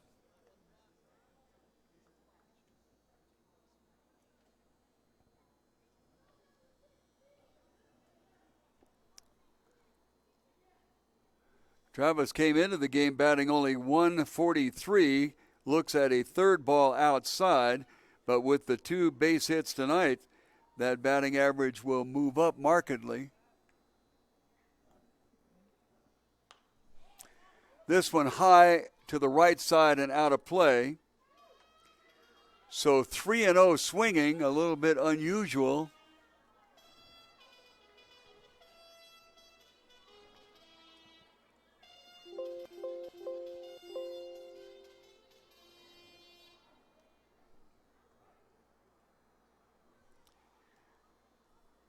Three-one, way inside, gets away from the catcher, but it doesn't matter unless he gets too lazy and doesn't watch the next runner around. So a walk, and that is an RBI. That will send Romero home on the Travis walk. This is the 3rd run of the inning. 3-2. He didn't walk him. Well, I did have a 3-1 count. Boy, I tell you, I need to go back to scorekeeper school here. My goodness sakes. So we'll come back and try it 3-2. I must have missed a strike in there somewhere. That one was high and away, so at least my scorebook doesn't get messed up.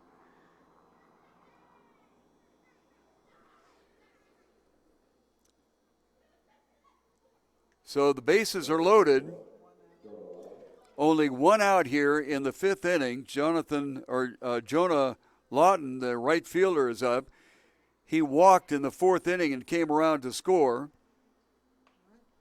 This one hit right straight back up the middle, off the glove of the pitcher, and the throw to first base is not in time. So I believe that they're going to score that a base hit. When it comes off a pitcher's glove like that, it's almost impossible to do anything about it, and that will give Lawton a run batted in, and we have the 4th run coming across this inning that will move Lialios down to 3rd, and to 2nd will be Travis Cole, first base, Lawton, and Shane Shepard will be coming up. Shepard got a walk in the 4th inning and struck out in the 2nd.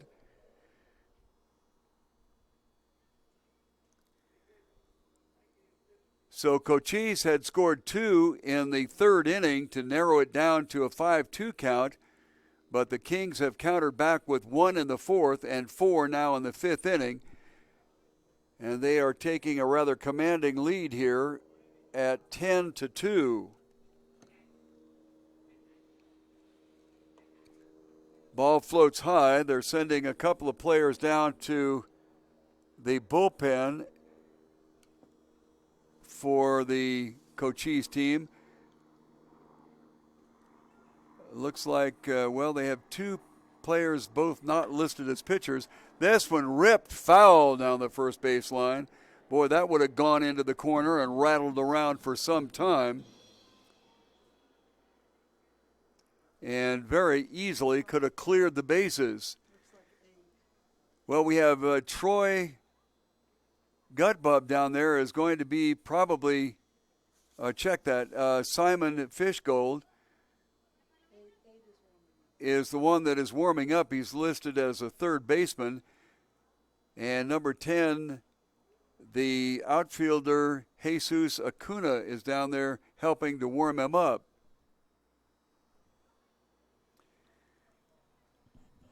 And slowly walking out to check out what's going on here.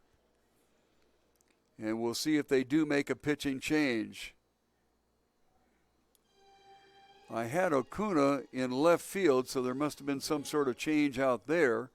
Again, the team players do not have numbers on their fronts, so it's really hard as they go out to figure out who's who and what's what. Not making excuses, but a 2-person show up here makes it a bit of a challenge from time to time. They will leave Jimmy Norris in there. Norris came in relief of Jonathan Dable.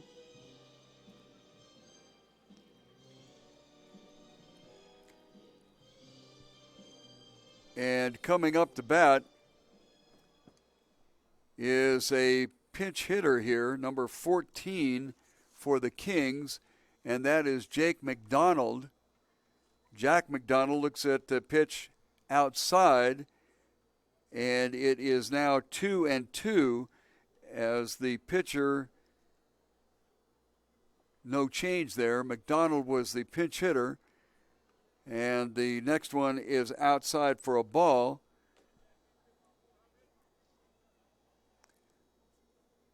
So they try to get as many different players into the game as they can. So pinch hitter in the top of the fifth inning is McDonald with the bases loaded. Big swing and miss, and that will record the second out of the inning. So we go to the top of the order, and the 10th hitter in this particular inning, the top of the fifth with 4 across, Cameron Kruger. Cameron got a base hit in the first inning, first pitch swinging, hit it out sharply out to right field. Grounded out in the second, and then got an RBI single in the fourth. First pitch to him, a strike. Cameron from St. Michael's College. He's a graduate of Countryside High School. Pitch inside for a ball, 1-1.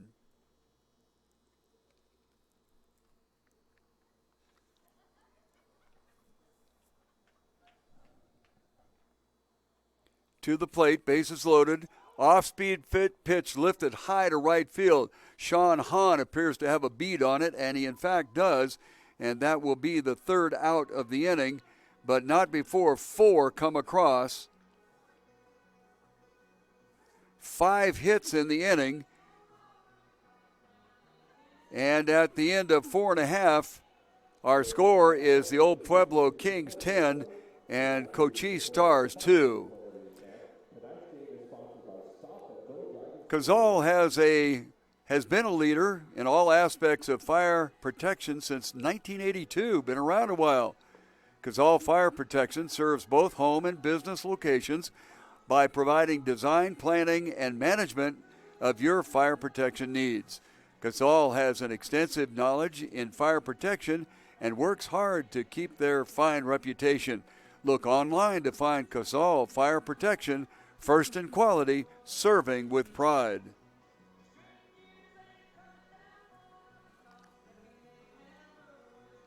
Catch you up on scores in the outer fields. The Rincon Knights 5, BNL Rockets 0 in the bottom of the 7th. In our second game on the south fields, Tucson Champs 13 against Team Tucson, who has 11.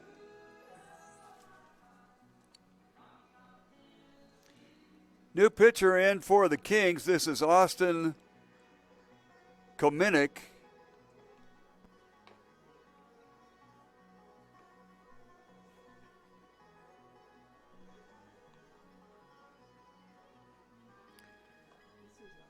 So Austin will be coming in here in the bottom of the 5th inning.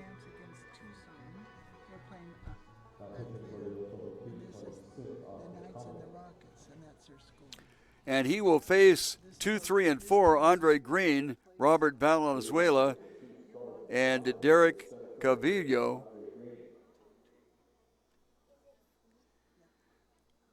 Green got a 2 RBI single in the 3rd inning to account for the only 2 runs for the Cochise Stars. He struck out looking in the 1st inning.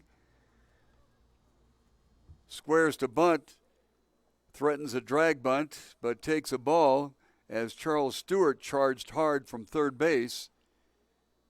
1-0 the count, and timeout called at the plate.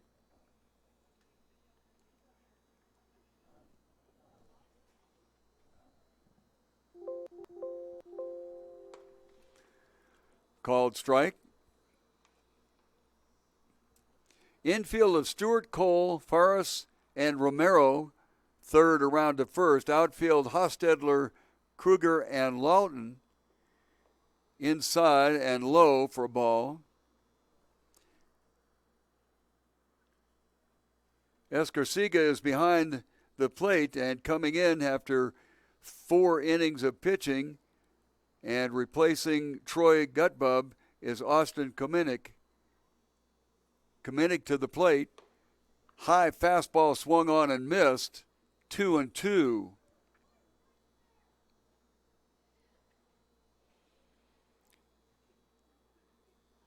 So the Stars narrowed the lead in the second inning, getting it down to only 3 runs. This one fouled off to the left side. And we'll go to the 6th pitch of the at-bat. But the Kings countered with 1 in the 4th and 4 in the 5th. And they're out in front 10-2 now. To the plate. Just misses outside. Full count.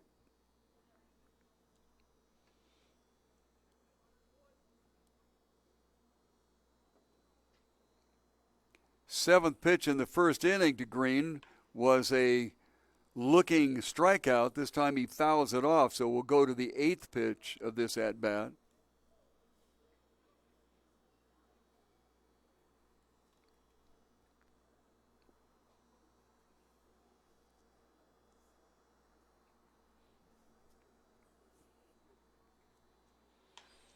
Bounded out towards Travis Cole at short.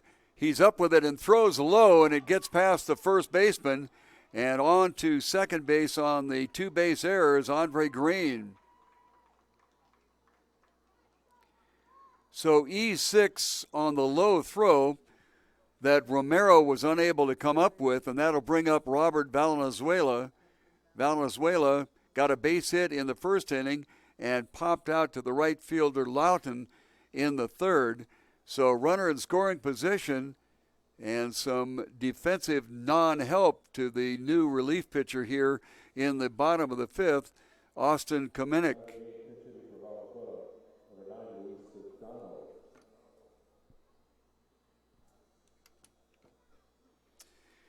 Well, we have a pinch hitter. As I mentioned, a lot of times these coaches let a batter get up 2 times and then pull him so that everybody has a chance to get in the ball game. First pitch swinging is Luis Cedano, listed as a first baseman, goes to Southern Arizona. He played with Southern Arizona, has not made a choice on a college, as he is a just graduated high school senior from Rio Rico High School.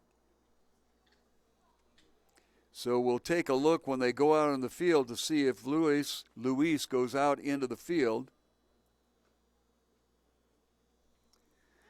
Around to bunt, bunts at it and misses, and basically violated the golden rule about bunting.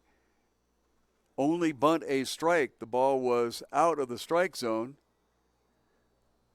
So Luis is behind 0-2 with the runner at second base and nobody out.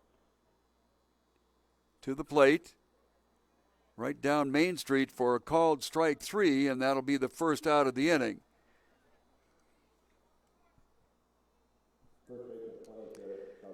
That will bring up the first baseman, Derek Calvillo. Derek got on an error in the first inning and got a base hit and got all the way around to third. This one is looped into left center field, and that more than likely will score the run as he rounds third and heads to home. The throw comes into second, and an RBI single for Calvillo.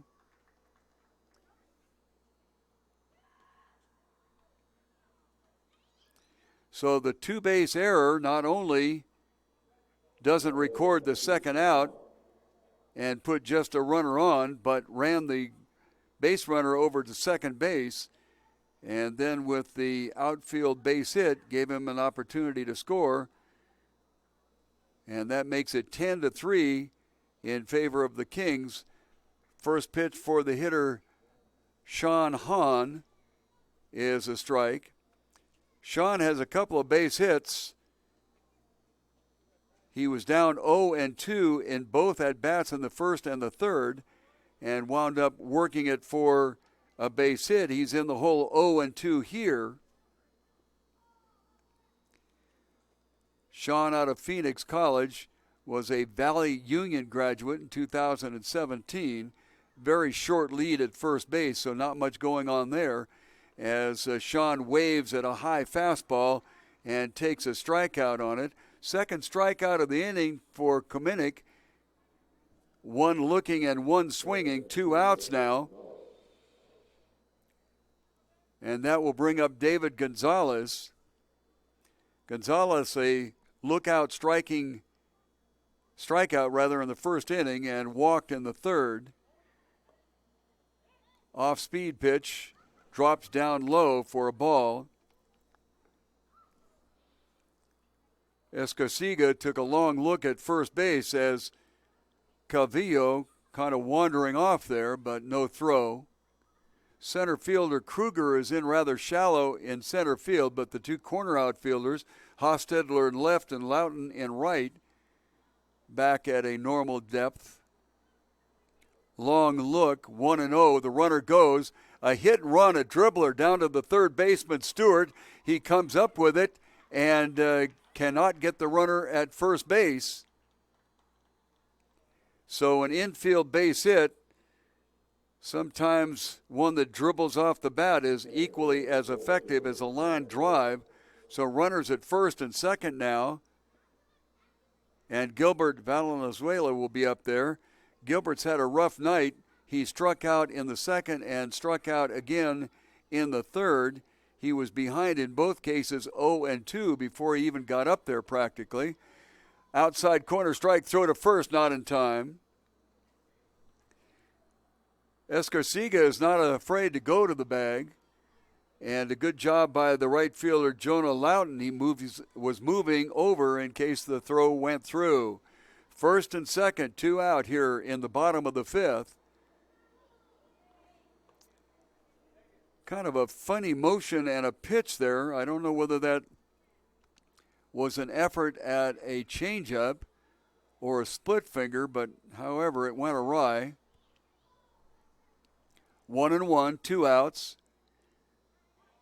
This one in the dirt and swung on by Valenzuela, and he is behind 1-2.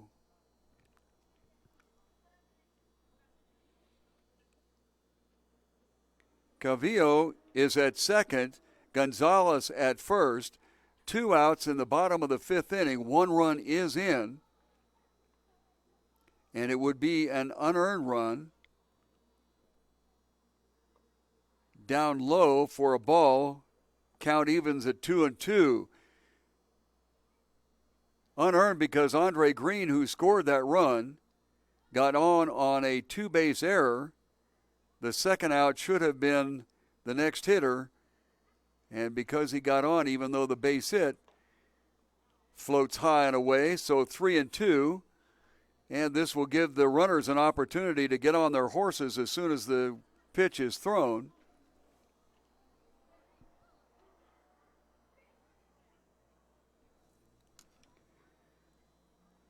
At the set, turns to the second base and kind of invites him to go back, which he does.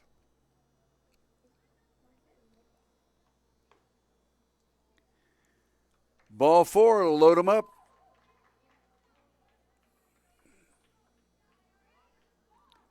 Over to second base is David Gonzalez, and moving down to third is Calvillo. And we've got a pinch hitter coming in here. This is number 28. And for Cochise, number 28 is Sherrick Sanborn.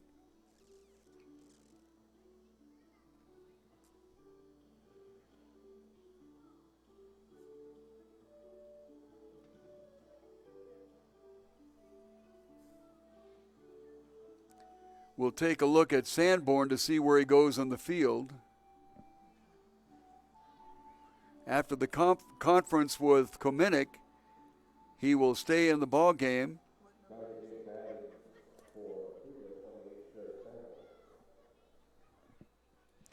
Pinch hitter number 28, Sherrick Sanborn. Bases loaded. First pitch inside for a ball. Jesus Acuna had a bit of a rough start, striking out looking twice, so he's being pinch hit for in the bottom of the fifth inning. The next pitch floats high. Kominek has a rather unusual arm motion. It almost looks like he's pushing the ball up there rather than rearing back and firing it. At the set with the bases loaded, 2-0. 2 outs. This one on the outside corner for a called strike. 1 ball, 2 strikes. 2 strikeouts in the inning, but in and around and through that, an error and 2 base hits and a walk accounted for 1 run for Cochise. Bases loaded, 2-1. Outside corner again. Well, if you got it once, go back there again. And a 2-2 count to Sandborn coming off the bench as a pinch hitter in the bottom of the 5th. Deuce is all the way across. Number 20 is the hitter. 2-2 is the count, and 2 outs. The next one on the outside corner and waved at for a strikeout, and that will be the last out of this, the bottom of the 5th inning, but not before 1 run came across for a total of 3 now, and that 1 run came in on 2 base hits. So at the end of 5 full innings of play, it is the Old Pueblo Kings by a score of 10-3 over the Cochise Stars. O'Reilly Chevrolet would like to let eligible military personnel know that you will get military supplier pricing plus a $500 discount when you buy a car or truck at O'Reilly Chevrolet. Now you can shop online, shop inventory, shop pricing on the web at O'Reilly.com. O'Reilly Chevrolet knows how to provide the best in sales and service. Shop online or stop by 6160 East Broadway. The community at large and military personnel in particular get the great deals at O'Reilly Chevrolet.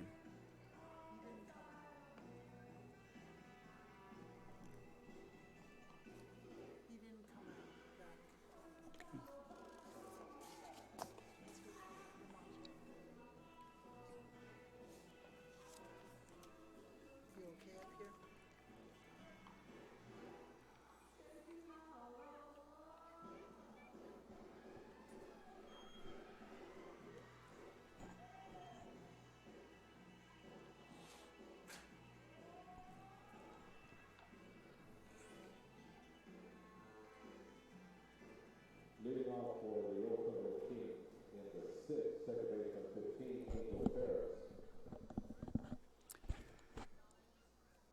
Batting position 2, 3, and 4, Angel Ferris, Charles Stewart, and Joseph Escarciga will be coming out here in the top of the 6th inning. Jimmy Norris, who got roughed up a little bit as a relief pitcher in the top of the 5th inning, will be out for his 2nd inning of work. He did 2/3 of an inning in the 5th. First pitch is a called strike. Off-speed breaking pitch outside corner for another called strike.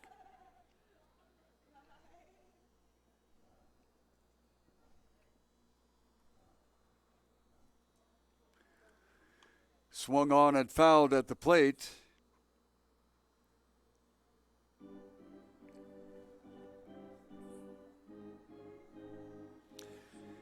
Ferris came into the game batting .308. He was on a fielder's choice, but scored in the 1st inning, got a base hit in the 2nd and the 5th.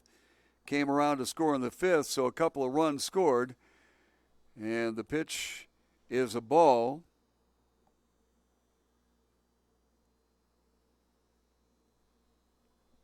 Rocks and deals, does Norris. Wrapped hard, foul left field side.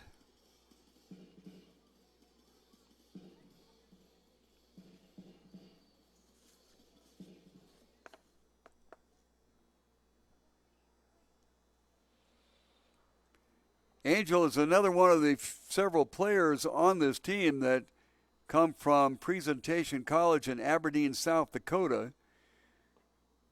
Outside for a ball, and will even it up at 2-2. He graduated from Pueblo High School, also from Presentation College. Hostetler, the left fielder, Michael Romero, who hasn't been in the ball game yet. Big swing, tip into the catcher's glove, and a strikeout for out number 1 in the top of the 6th. It is the second strikeout for Norris.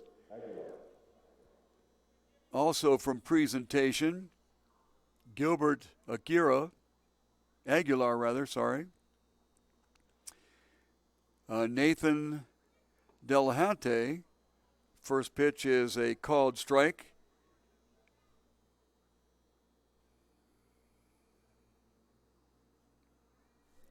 This is Charles Stewart. Second pitch a strike.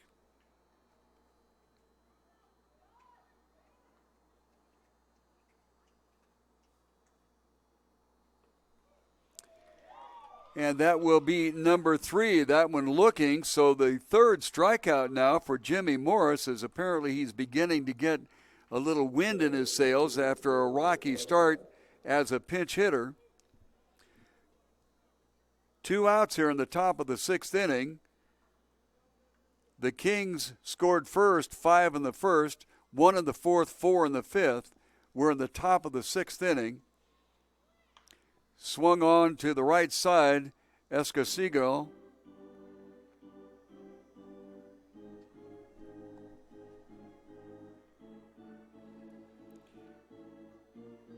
Joseph, the catcher for the Kings, came into the game batting .231, but he got a 2 RBI double in the first inning, lined out to the second baseman in the third. Off-speed pitch lifted into right center field for another base hit. In and around all that, he did strike out looking in the 5th inning, but with 2 outs, the Kings have a runner on first base, and that will bring up Orlando Romero.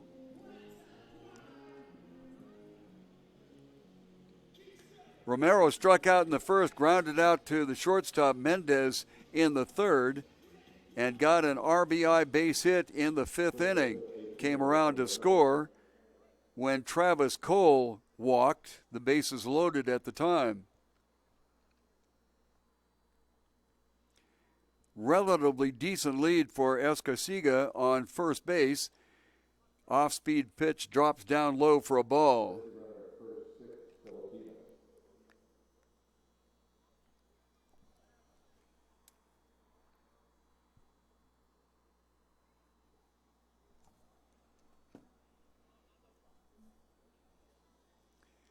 At the set, runner stays.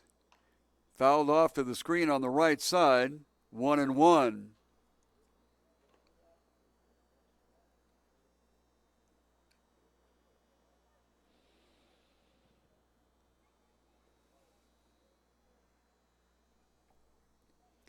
We're on the top of the 6th inning. The Kings lead it by a score of 10-3. Easy move to first base just to say, hey, buddy, I know you're over there. Couple of outs here in the top of the 6th. The runner on the first base. This one lifted to right center field. Going way back for it is Andre Green. It is off the base of the wall. Green heading to second, and coming around to score will be the catcher Escosiga. And a run is in for the Kings, and that moves it up to 11. Well, with 2 outs, Escosiga could get on his horse and didn't have to worry about the fact that Andre Green was beginning to have a bead on what was going on out there. And the double was hit right to the base of the fence in right center field. And that will bring up the pinch hitter for the Kings. Number 11 is Julian Garu Harvey from St. Michael's College, and he graduated from Notre Dame High School in Quebec. So the young man is all the way down here from Canada. Nice to see that our name, Sunbelt Summer League Baseball, is being found out all over the place. One of the things that draws college coaches to send their players here is that there is no travel. I was looking at a couple of other spots to be, and one of them, there was a 500-mile road trip which did not appeal at all, swung on and fouled off to the right side, 1 ball and 1 strike.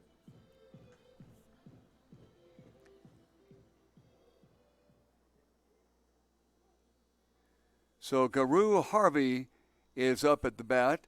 He is an outfielder first baseman, and as I mentioned, from our neighbors to the north. This one gets away from the pitcher Jimmy Norris.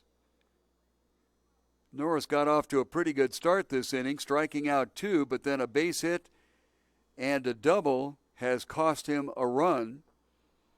11-3 in favor of the Kings over the Cochise Stars. To the plate, big swing and a miss. 2-2 will be our count.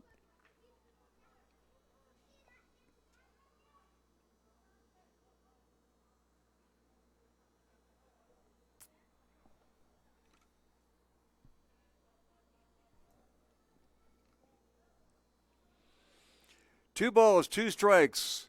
Top of the 6th inning, 1 run in, and a second out is recorded, but that one was a foul back to the screen.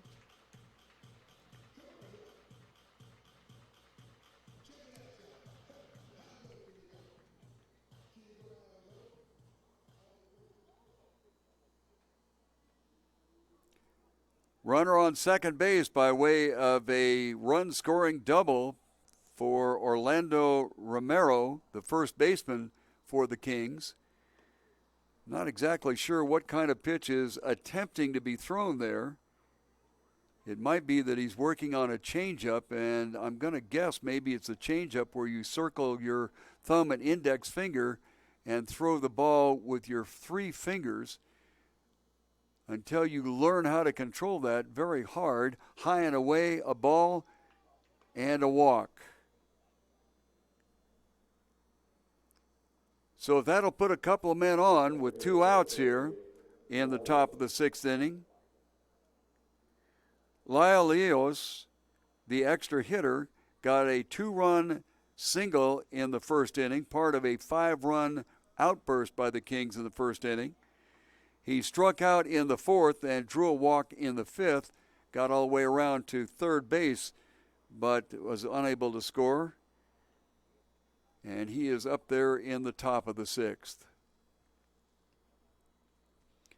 There is that unique ball that is thrown. He seems to be having a horrible time with it.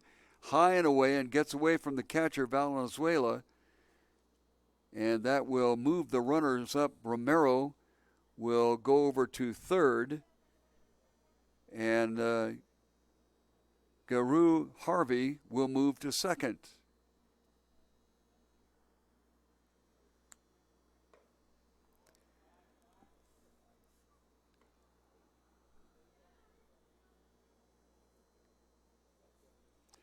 Two balls and a strike. 2 runners in scoring position. First base open. Tries to throw a hard fastball inside and missed. Catcher was set up on the inside part of the plate. 3-1.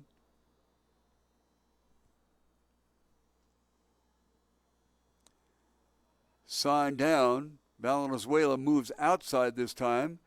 And the ball floats high for another walk.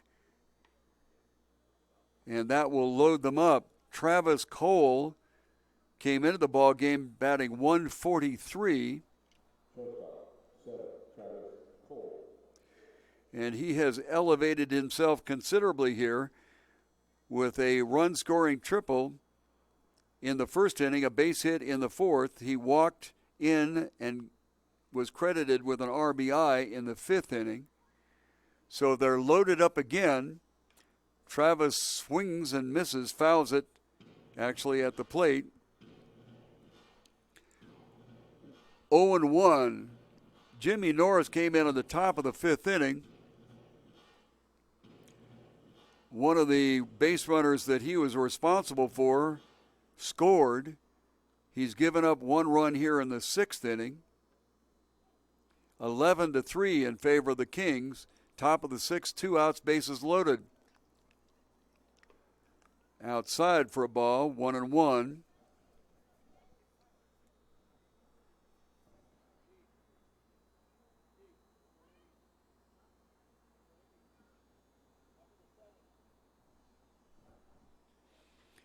to the plate. At the knees for a called strike.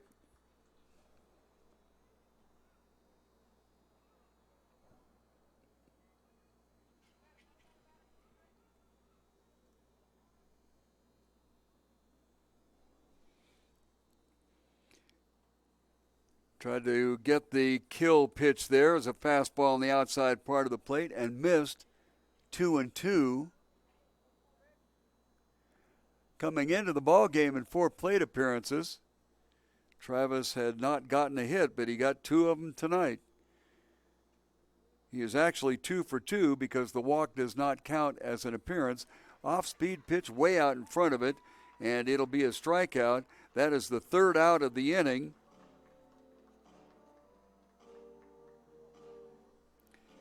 But not before one comes across, one more, and the score after 5.5 innings of play is 11 for the Kings and 3 for the Cochise Stars.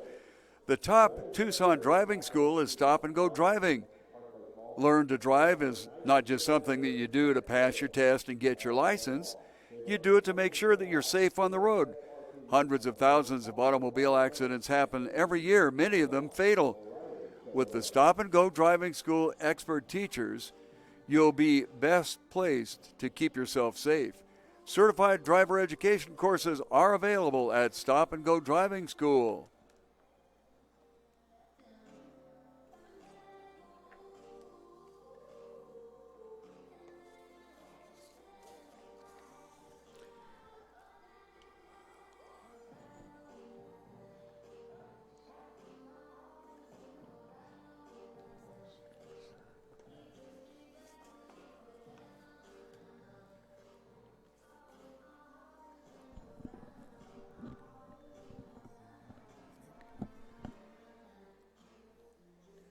Austin Kamenick will come out for another inning of work here. Austin came in the bottom of the 5th inning after a fine performance by Troy Gutbub. He only gave up 2 runs in his 4 innings of work. So the first batter is number 5, and that's Martin Casillas. Casillas was hit by a pitch the last time up and struck out in the 2nd inning. First pitch to him, a ball. Fouls this one at the plate. We'll go 1-1.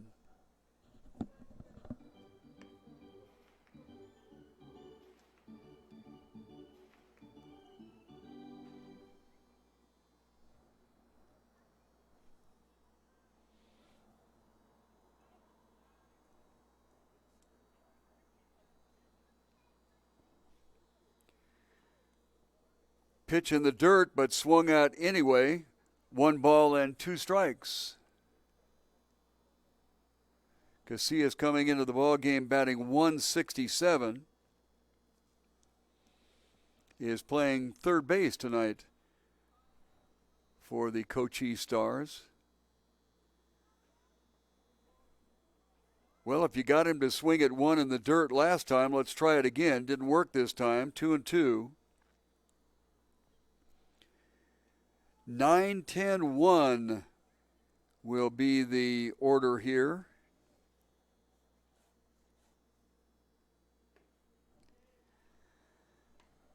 Pitch misses. 3-2 will be the count.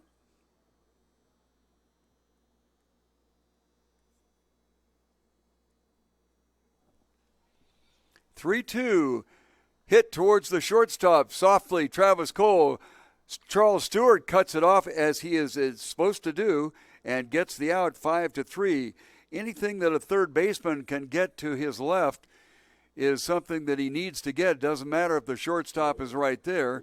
And the reasoning behind it is the shortstop is going to have to change momentum and motion while the third baseman is already on his way towards first base in that direction. First pitch swinging and fouled off to the right side.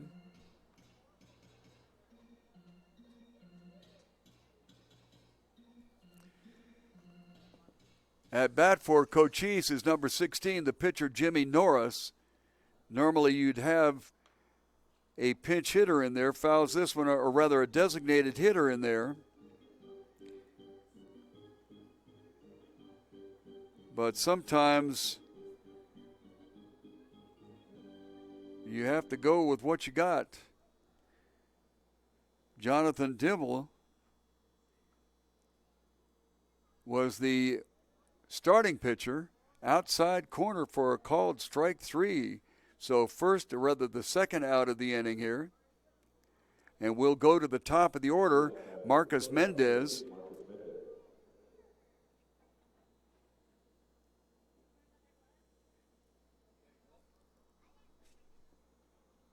Mendez flied out to right field in the first inning, got a base hit and came around to score in the third, and popped out to the shortstop in the fourth inning. First pitch to him is a called strike. Kominick came in at the bottom of the fifth inning. Had an error given up behind him. This one wrapped out towards Angel Ferris at second base, and he will get it over to Romero, and that 4-3 out will be the third out of the inning. So one across for the Kings in the top of the inning, nothing across for the Stars in the bottom of the sixth. So our score stays at Kings 11 and Cochise Stars 3. Come see the difference at Goliath Auto Sales. They are the no-pressure used car dealership at 5170 North La Cholla Boulevard in Tucson. John and TJ, customers of Goliath Auto Sales. And John from Tucson, quote, says, "It was the most painless deal I've ever had buying a car." I would highly recommend Goliath Auto Sales. For value pricing, affordable vehicles, make sure you check out Goliath Auto Sales.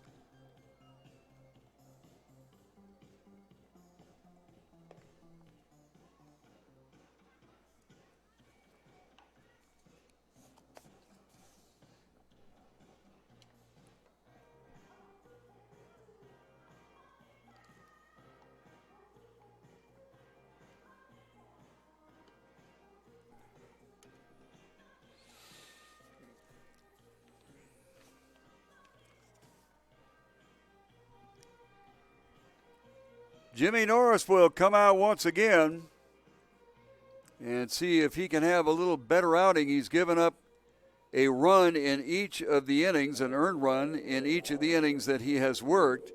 He's had the bases loaded in both innings.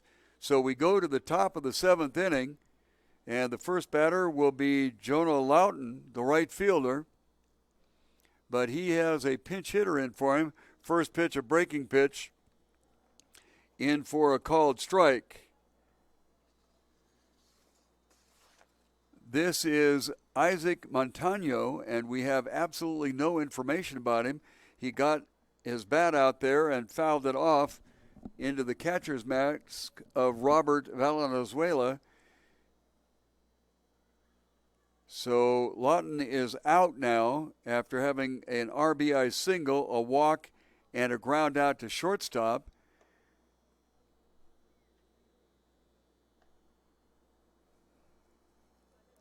Isaac had a notion there, but held up. It was a ball, and the count is 1-2. Kind of a half-hearted swing, and does not get it, and that'll be the first out of the top of the seventh inning.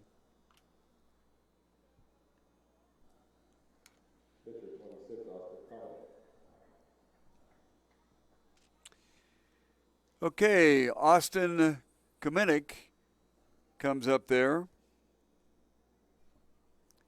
It will be his first appearance at bat.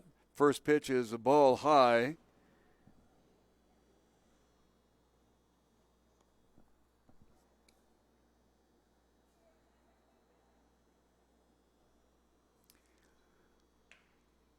Nubbed out towards second base. This is going to be a problem. The first baseman gets it, and the pitcher gets over there, Norris, and tries to put his foot on the bag and missed.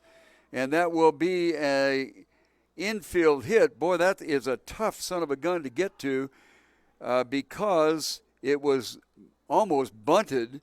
The ball came off the end of the bat, And the pitcher, second baseman, and first baseman all came over on it. Covering the bag was Jimmy Norris, the pitcher. And he missed when he put his foot down, so a base hit, runner on first. And one out here with Cameron Kruger coming up to bat. Well, it looks like we have another pinch hitter.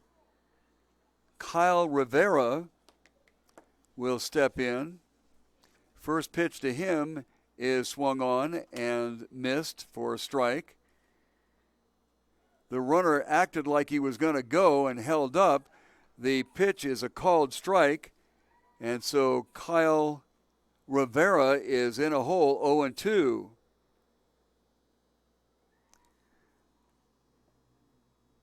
Kyle from Adams State, that is in Alamogordo, Colorado. The pitch is outside for a ball, 1 ball and 2 strikes. So that will finish the day for Cameron Kruger, the center fielder, who was 1 for 4. Runner goes on what apparently would have been a hit and run. It is fouled off. And so Austin Komenick will be coming back to first. It seems a little odd to have your pitcher running the bases, especially when you're up 11-3, but this is kind of an instructional league, and they want to experiment and see what their players can do.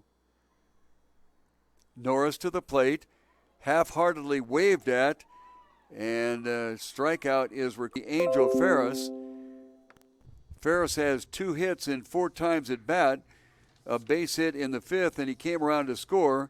He struck out on the 7th pitch of an at-bat back in the 6th inning.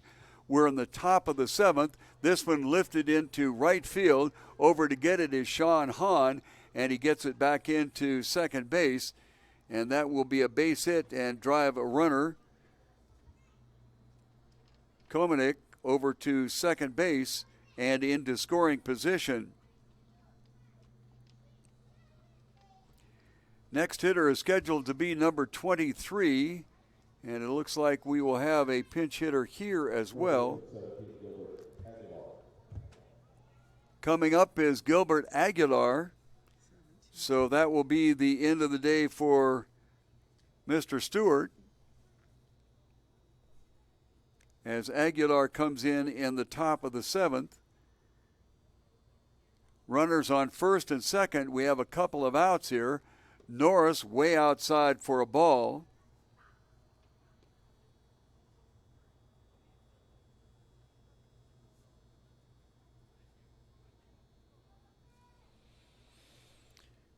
(11-3) in favor of the Kings at bat right now, with runners on first and second and 2 out. Norris to the plate with that kind of odd delivery. That's something that he's going to need to work on. 2-0 on the hitter.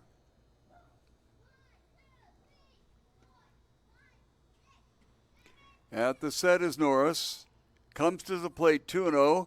This one pops straight back, but I believe it'll get past the screen. Well, maybe not. Back there to get it is Valenzuela, and pop out to the catcher for the 3rd out of the inning.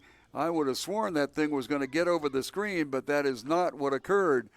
So in the top of the 7th inning, there are no runs in for the Kings. So at the end of 6.5 innings of play, it is 11-3, the Kings over Cochise.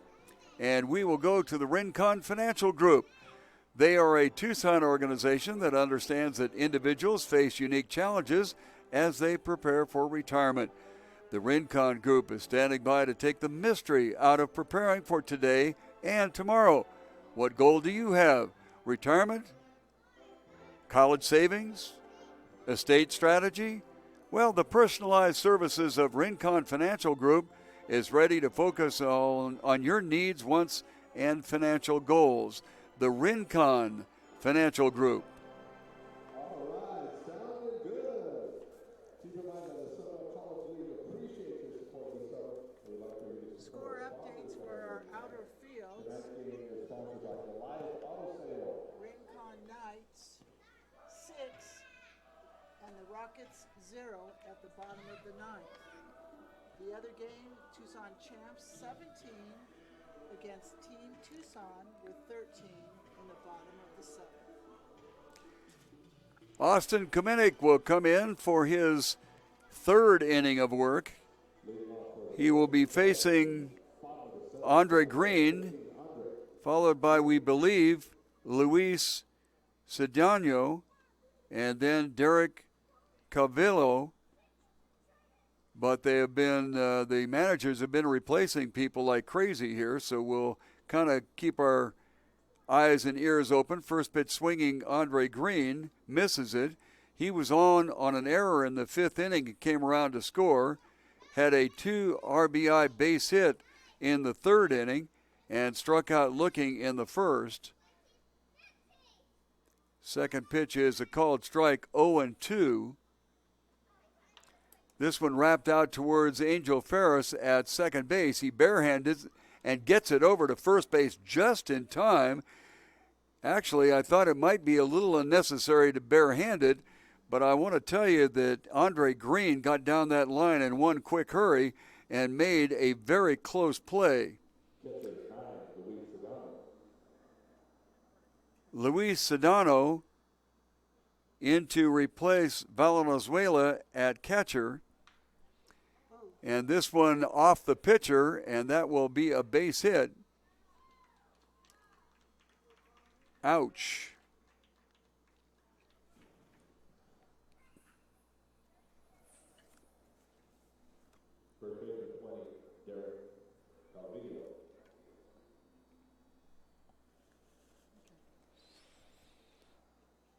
Derek Cavillo, the first baseman, steps in there. He has a couple of hits in his last two at bats. As a matter of fact, he got an RBI in the fifth inning. First pitch to him is a strike. 1 out, runner on first base. We're in the top of the seventh inning. Check that, the bottom of the seventh inning.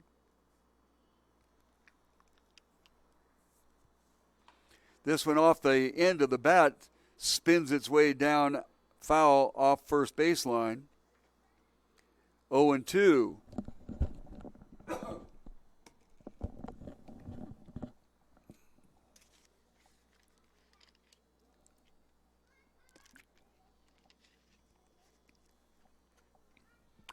Maybe that got the ball lopsided because the umpire, Miguel Parra, behind the plate threw the ball out. 0-2, 1 out, runner on. Bottom of the seventh. This one hit out towards Ferris at second base. He goes to short for one and back to first. Double play. Pitcher's dream, 4-6-3. Double play will end the inning here.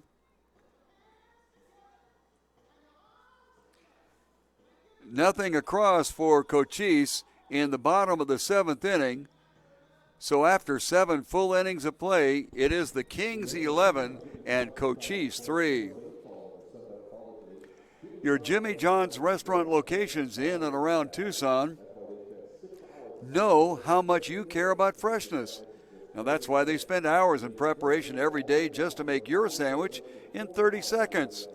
You get the freshest breads, all natural meats, and hand-sliced veggies every time. Stop by the store or order online at jimmyjohns.com.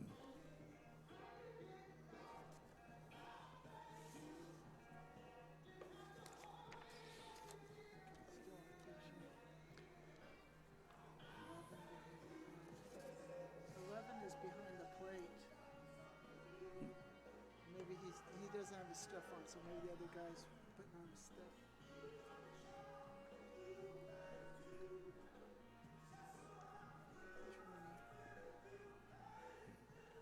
Is that okay? Yeah, I'm checking. Okay.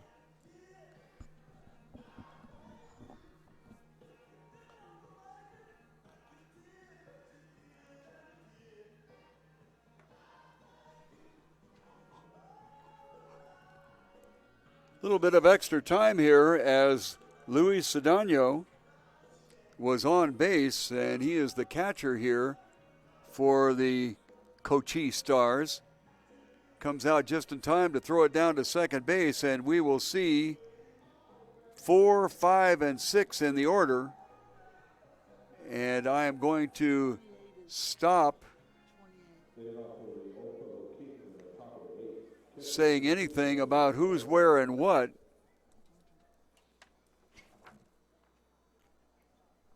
Stepping in there is the catcher.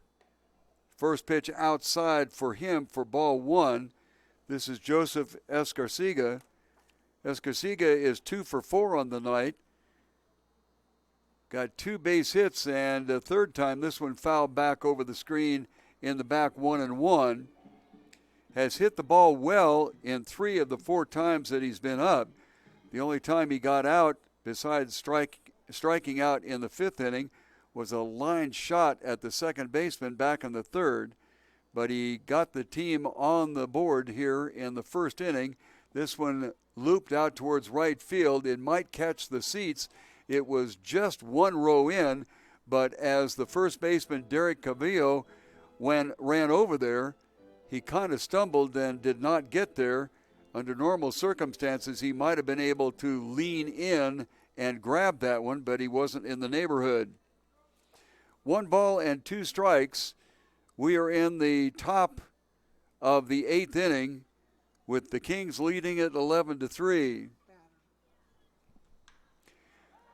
Line and deep to center field. Andre Green back to the warning track and gathers it in.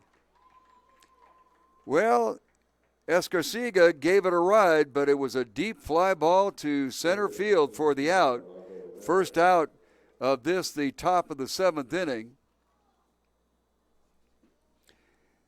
And that will bring up Romero.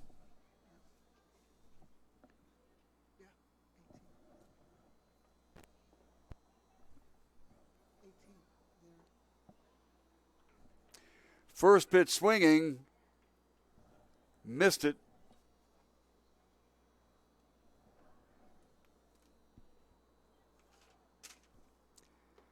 Next one, right down Main Street for a called strike, 0-2.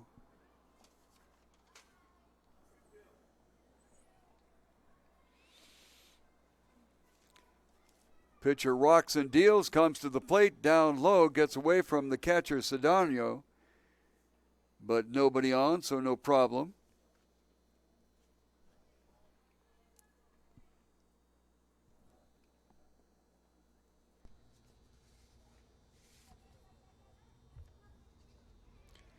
To the plate, off speed, swung on, hit down into the right field stands.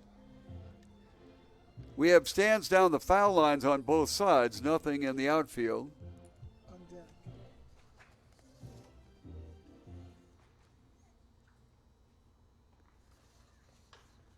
Reached out and bounces that towards the third baseman, Castillas, who gets it over to first base in the 5-3 out, second out of the inning. And that will bring up Julian Garou Harvey. Obviously Canadian. G-I-R-O-U-X, Garou-Harvey. And he is out of Quebec. Notre Dame High School, St. Michael's College. Stepping in there, as you note, from the left side. He came in as a pinch hitter in the 6th inning, got a walk. Wild pitched over to second, but that's where he stayed. Lifted deep to right field. On his horse is Sean Hahn, backpedaling and right at the warning track, gathers it in. So 2 very deep fly ball outs, and that will eliminate the Kings here in the top of the 8th inning, as we will go to the bottom of the 8th. After 7.5 innings of play, it is the Old Pueblo Kings 11 and Cochise Stars 3. The Best Western Tucson International Airport Hotel and Suites features spacious guest rooms and 2-room suites with an upscale contemporary decor.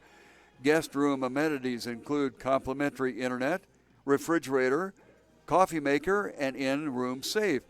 You can watch premium cable channels on a 42-inch flat-screen TV, and many rooms have patio doors opening out into a quiet, tranquil courtyard. A best place to stay. Best Western Tucson International Airport Hotel and Suites.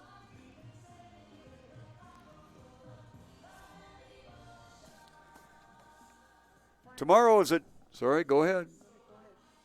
Final score for the Rincon Knights: 6, the Rockets 2. Still battling out at the bottom of the 7th, and our other game in the South Fields, Tucson Champs, all tied up at 17, and Team Tucson 17 in the bottom of the 7th. See, that'd be 2 touchdowns and a field goal for both. All right, going to the bottom of the 8th inning. Sean Hahn hits one line drive right at the second baseman, Angel Ferris. Well, I tell you what, as a hitter, you absolutely hate it when you hit it on the button like that and it goes right at him. David Gonzalez stepping in there. Gonzalez looks at a first pitch strike. Daniel is 1 for 2, strikeout in the first, walk in the third, and got a base hit in the 5th. This one just misses down and low inside, 1-1.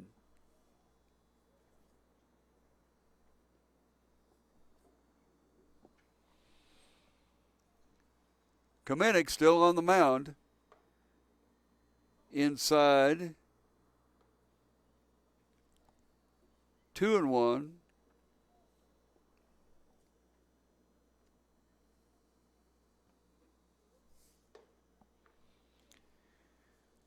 Going to go 3-1.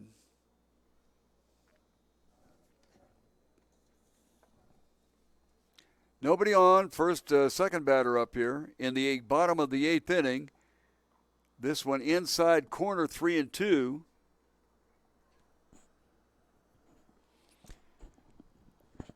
David out of Tombstone High School. If you've not been to Tombstone, kind of interesting. Fouls off the end of the bat on the right side. Several movies made about Tombstone, Arizona.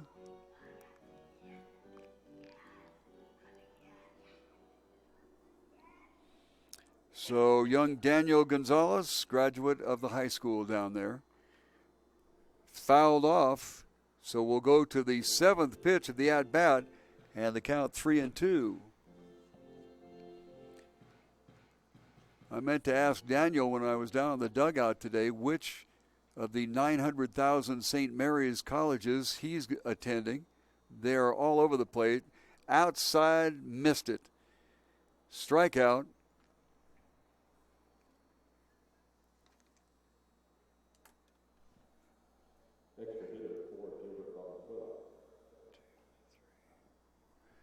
That's the 5th strikeout for Kamenick.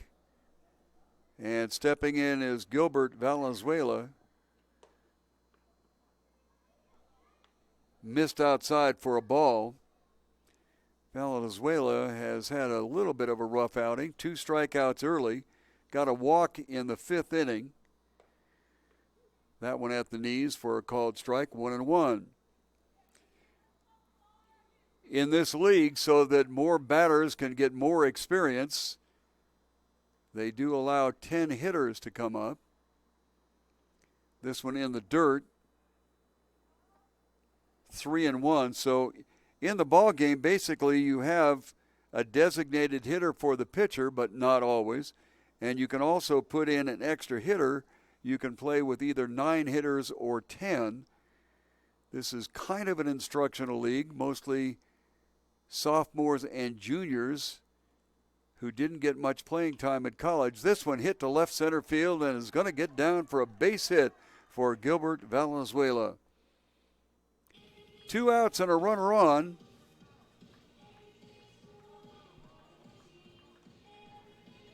Coming up to bat will be Sherrick Sanborn.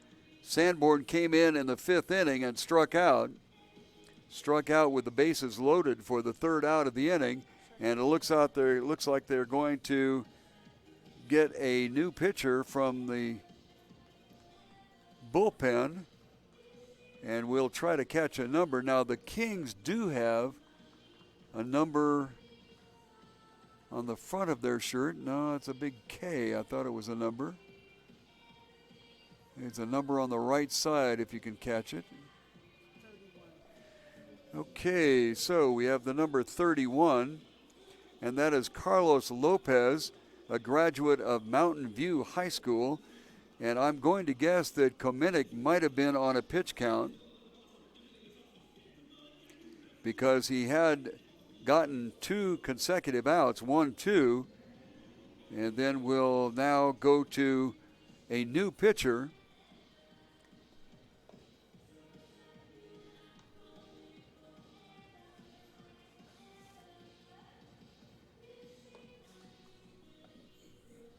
Yeah, I don't think we have it. We're losing. I don't think we're on. There, we're on now.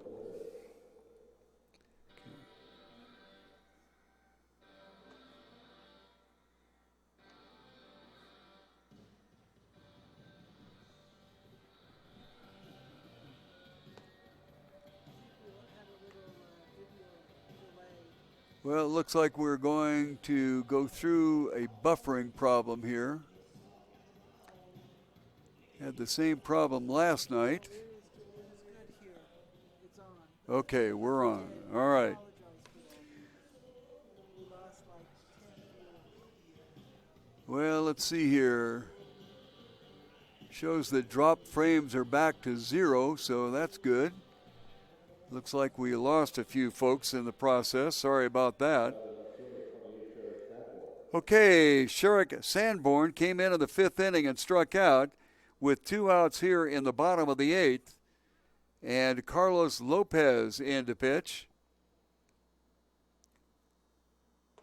Carlos kind of a wheeler with a stiff arm. That's an interesting approach. It almost looks like they push the ball up there rather than throw it.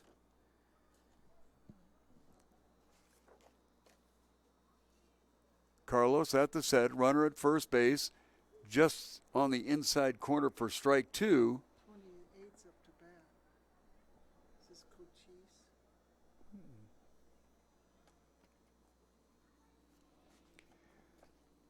Sherrick down 0-2. The runner goes way outside. The throw to second base is high. And probably the reason that Escarcega could not get enough on that ball is he kind of had to reach across his body to get it. As I mentioned earlier, sometimes an 0-2 count is a great time to send your runner, only because some pitchers like to bounce it in the dirt. Others like to throw it way off the plate. This one wrapped hard down to third base, Charles Stewart. Stewart over to first, and that will end the inning. Nothing across here in the bottom of the 8th inning for the Cochise Stars. So after 8 full innings of play, it is the Kings 11 and the Stars 3. Firestone Complete Auto Care is your go-to tire shop in the greater Tucson area. Find the right tires online or in store. There are 5 locations. Pick the one closest to you in the 2400 block of North First, 3501 East Broadway, 290 West Wetmore Drive, 4800 East Sunrise, or 7950 East Speedway.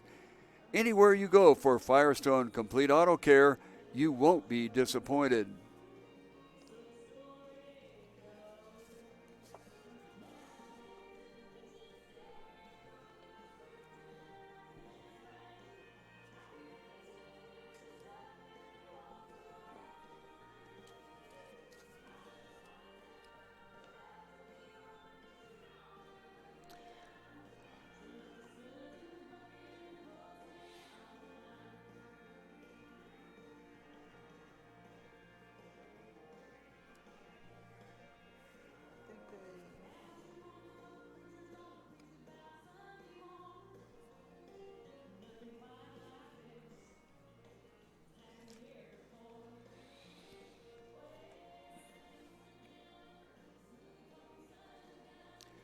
On our way to the top of the 9th inning, we'll see 7, 8, and 9 in the order. Jake Laya Leos is up there for his, 5th plate appearance. He's walked the last 2 times. Before that, he struck out and got an RBI single, part of that 5-run first inning for the old Pueblo Kings. The first pitch is a ball. Jimmy Norris is out there. The second pitch swung on and missed. Norris is out there. Came in as a relief pitcher in the 5th inning. So his 4+ innings of work coming here outside for a ball, 2 balls and a strike. Cedano is the catcher, misses outside and to go to 3 balls.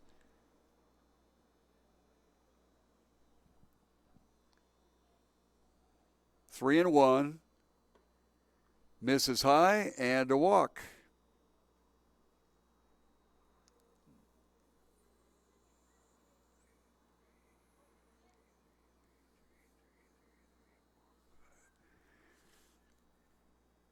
Five walks and 5 strikeouts for Jimmy Norris since he came in the, well, let's see, there was 1 out in the 5th inning. And let's see what we have going here. Looks like we're going to bring in a pitcher. This is number 8. This is Simon Fishgold. Simon must have very hot blood. He attends Hibbing Community College in Hibbing, Minnesota. It gets a little chilly there, as I have read.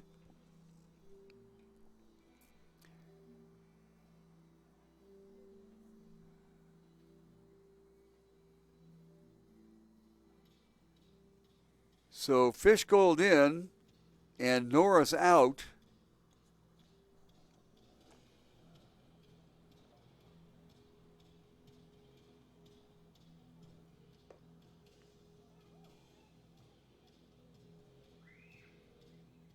Not pitching for the Cochise Stars, number 8, Simon Fishgold.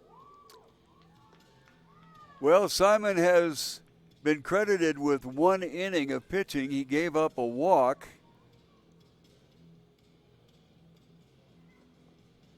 Faced just 3 batters in that outing. So Fishgold will face Travis Cole, the shortstop for the Kings.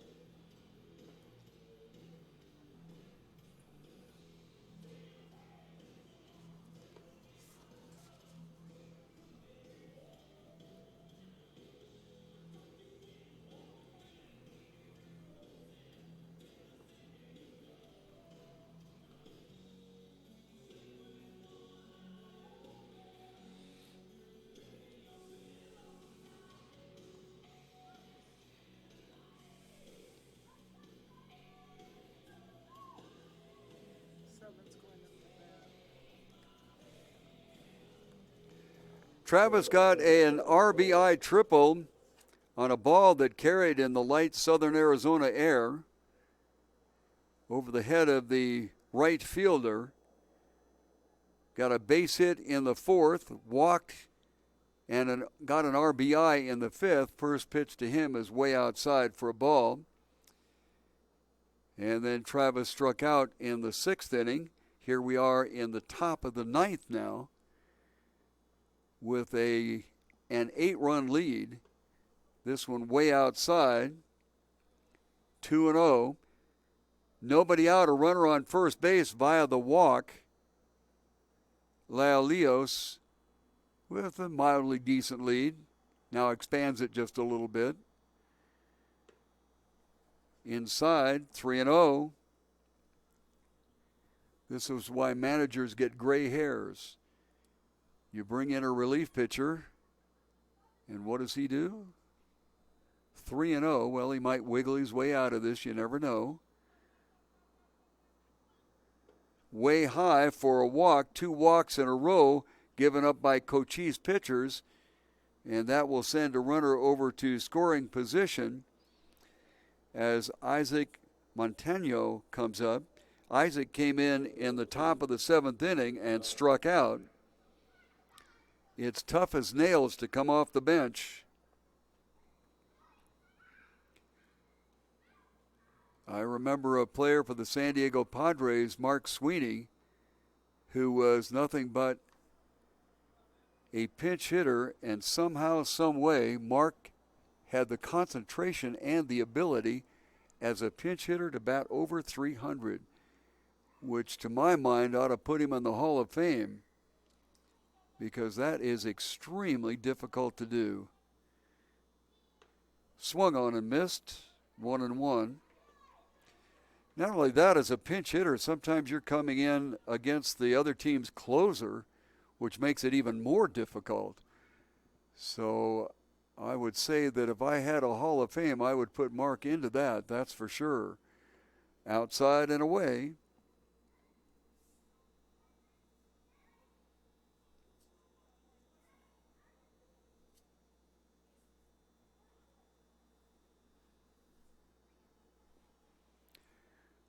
Swung on and missed, and we'll go 2-2.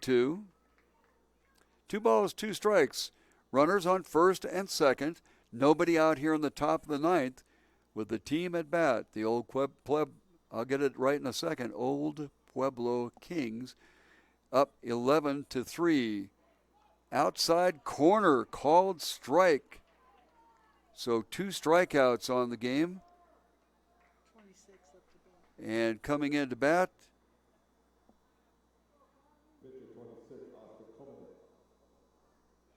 well, this is the pitcher that came out of the game a moment ago. He's in there batting. And he's up there batting, Kaminik. But like I said, this is an instructional league, and so they have a little bit more liberal rules here. So Kaminik came in the 7th inning as a batter. And he looks at the first pitch inside for a ball. Farther inside, throw to first base, not in time. The first baseman, Cavillo, wasn't even near the bag, but Cedeno thought that the runner on first base, Travis Cole, was taking a few too many liberties and decided to say, hey, I'm paying attention to you. 2 balls, no strikes. 3 balls and no strikes.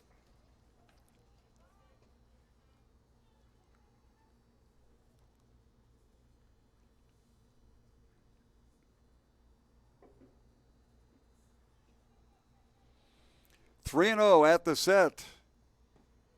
Down Main Street for a strike, 3-1. When Travis Cole last time up had a 3-0 count, he was swinging and did not get that one. This one fouled back, so it's going to be 3-2. He did not get the 3-0, but then he wound up taking a walk and getting an RBI out of it.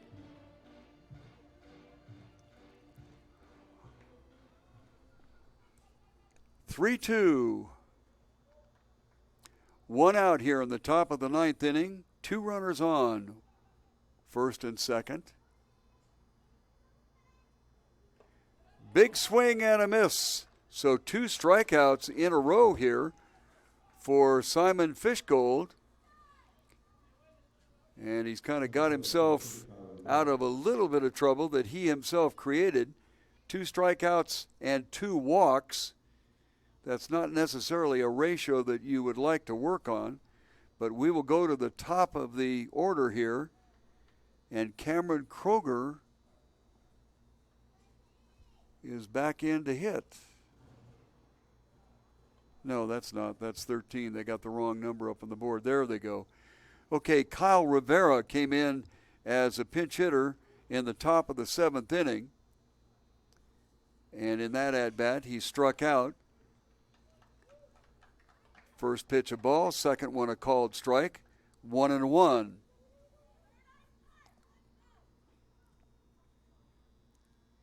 At the set. Throws across his body and misses outside. So a lot of pitches here for the young Simon Fishgold.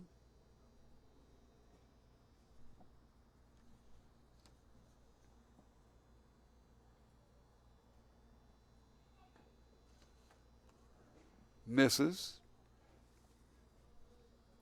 3-1 the count.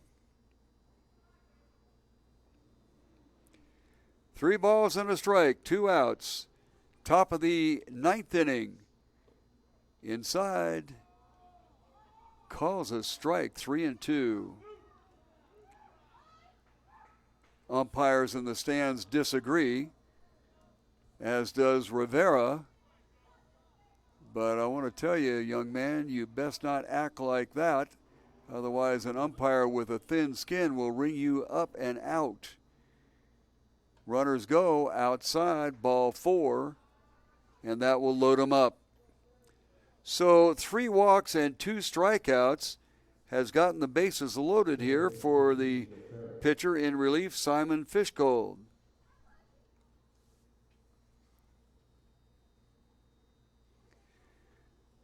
Two nights in a row we've seen a lot of runs. Last night, 20 as a winning side, and tonight we're looking at least 11. Night before that, we saw a walk-off base hit. Rocks and deals, comes to the plate. Right side foul.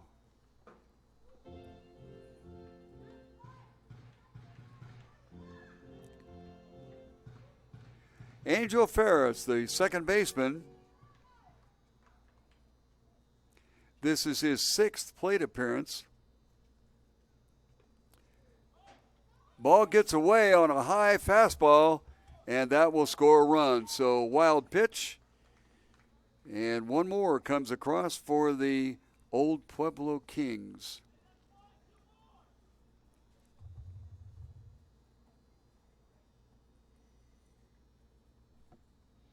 Everybody moves up 90 feet. That leaves first base open.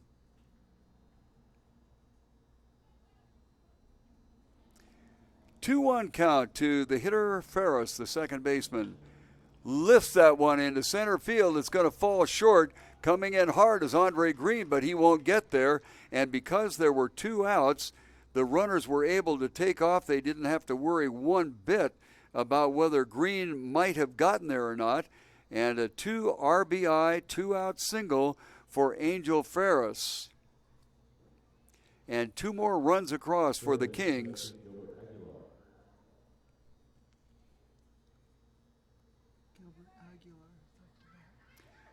So that'll bring up Gilbert Aguilar. Aguilar first pitch swinging.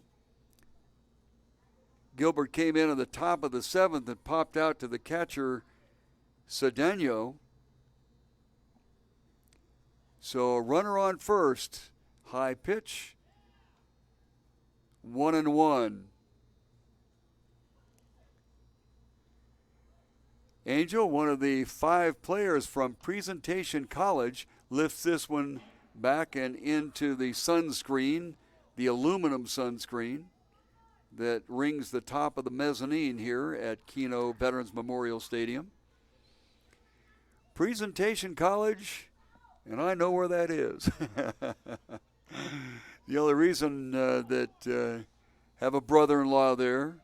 As soon as the season is over with, we're going to wander back and say hi to him. Aberdeen, South Dakota. 2-2. Aberdeen, South Dakota. So if you win the trivia contest, down low, and they're going to call that a strikeout. So it is the 3rd out of the inning, but not before 3 more runs come across. And after 8.5 innings of play, it is the Kings 15 and the Stars 3. When you really want good Tex-Mex cuisine, go to Chewy's Mesquite Broiler. They're at 22nd and Kalb. Chewy's knows what Southwestern tastes are all about, and they are there to please. Chewy's on 22nd Street is open until 10 on weeknights and Sundays, till 11 on Fridays, and until midnight on Saturdays. Enjoy the food, decor, and drinks at Chewy's at East 22nd Street and Kalb in the fine city of Tucson, Arizona.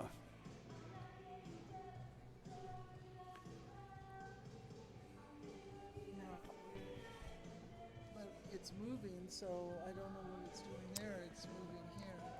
Well, we're getting mixed signals. I think that what's happening on one of them here is that copyright hold that they have. The music that's played in the background is picked up on the microphone, and I suspect that you're aware on your most cell phones, when you hit the speak to button and there's music going, there's a little icon that shows music down the lower right hand corner.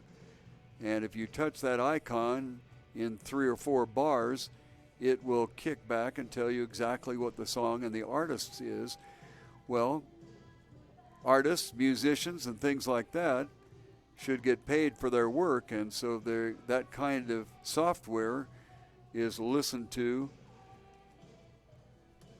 on YouTube, and whenever they see that, they send a little copyright discussion to you. So we have to answer back, which we've done. And so what happens is the archiving is done only on the Alan Scott YouTube channel. And if you type in Tucson Sunbelt Baseball on the regular search engine, first batter is Martin Casillas. Casillas looks at a strike.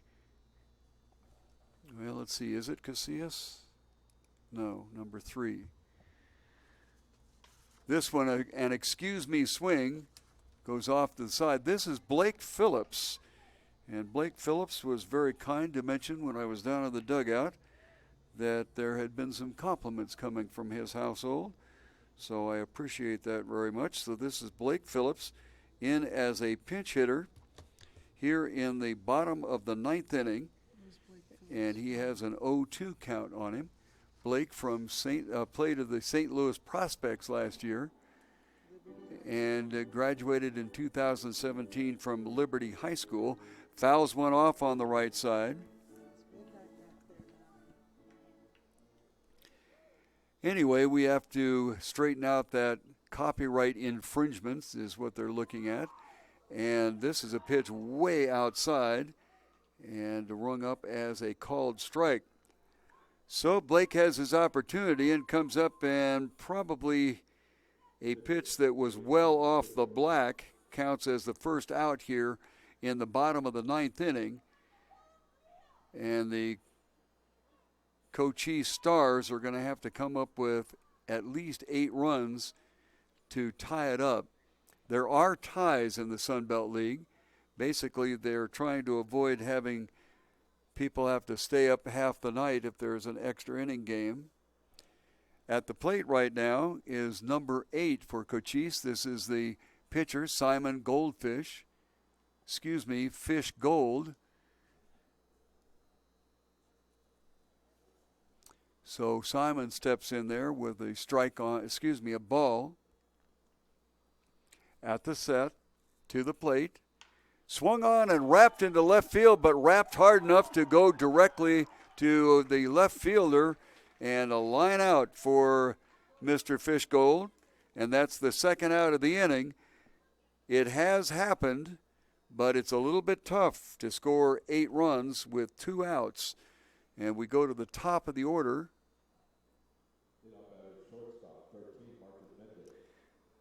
Marcus Mendez, the shortstop, is up there for his 5th trip to the plate. He is 1 for 5. He got a base hit in the 3rd inning and came around to score. He scored the 2nd run for Cochise. The first pitch to him is a ball. Carlos Lopez still on the mound for the Kings as they are well in control of this one. This one popped up back behind the screen and below us. So it's a 1-1 count now.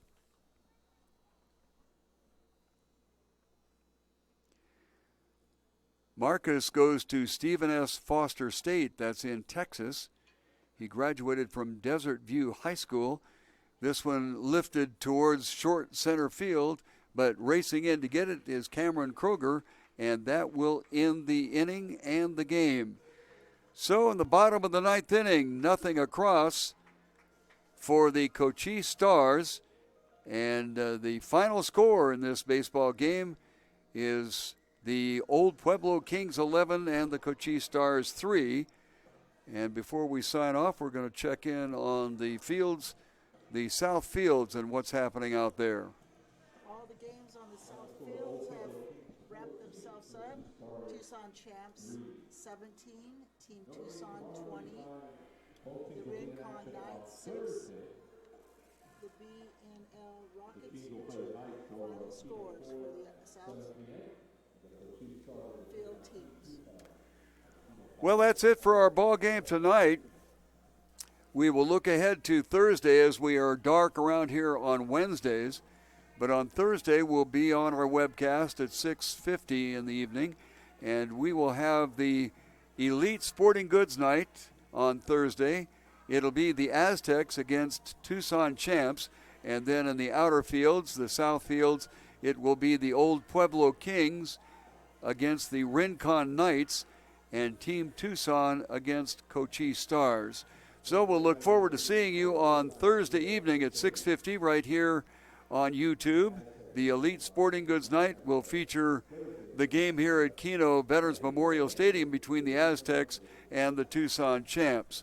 Getting a final look at the scoreboard out there and the line score for the Kings, it was 14 runs on 18 hits and 2 errors. For the Cochise Stars, 3-11-0. Quite a few hits, but unfortunately they were not as timely as possible. And the Kings did, in fact, get quite a few extra base hits, which certainly helped their cause considerably as they came out on top by a score of 11-3. For Piper Blue from Veterans Kino Memorial Stadium in Tucson, Arizona, this is Alan Scott saying good night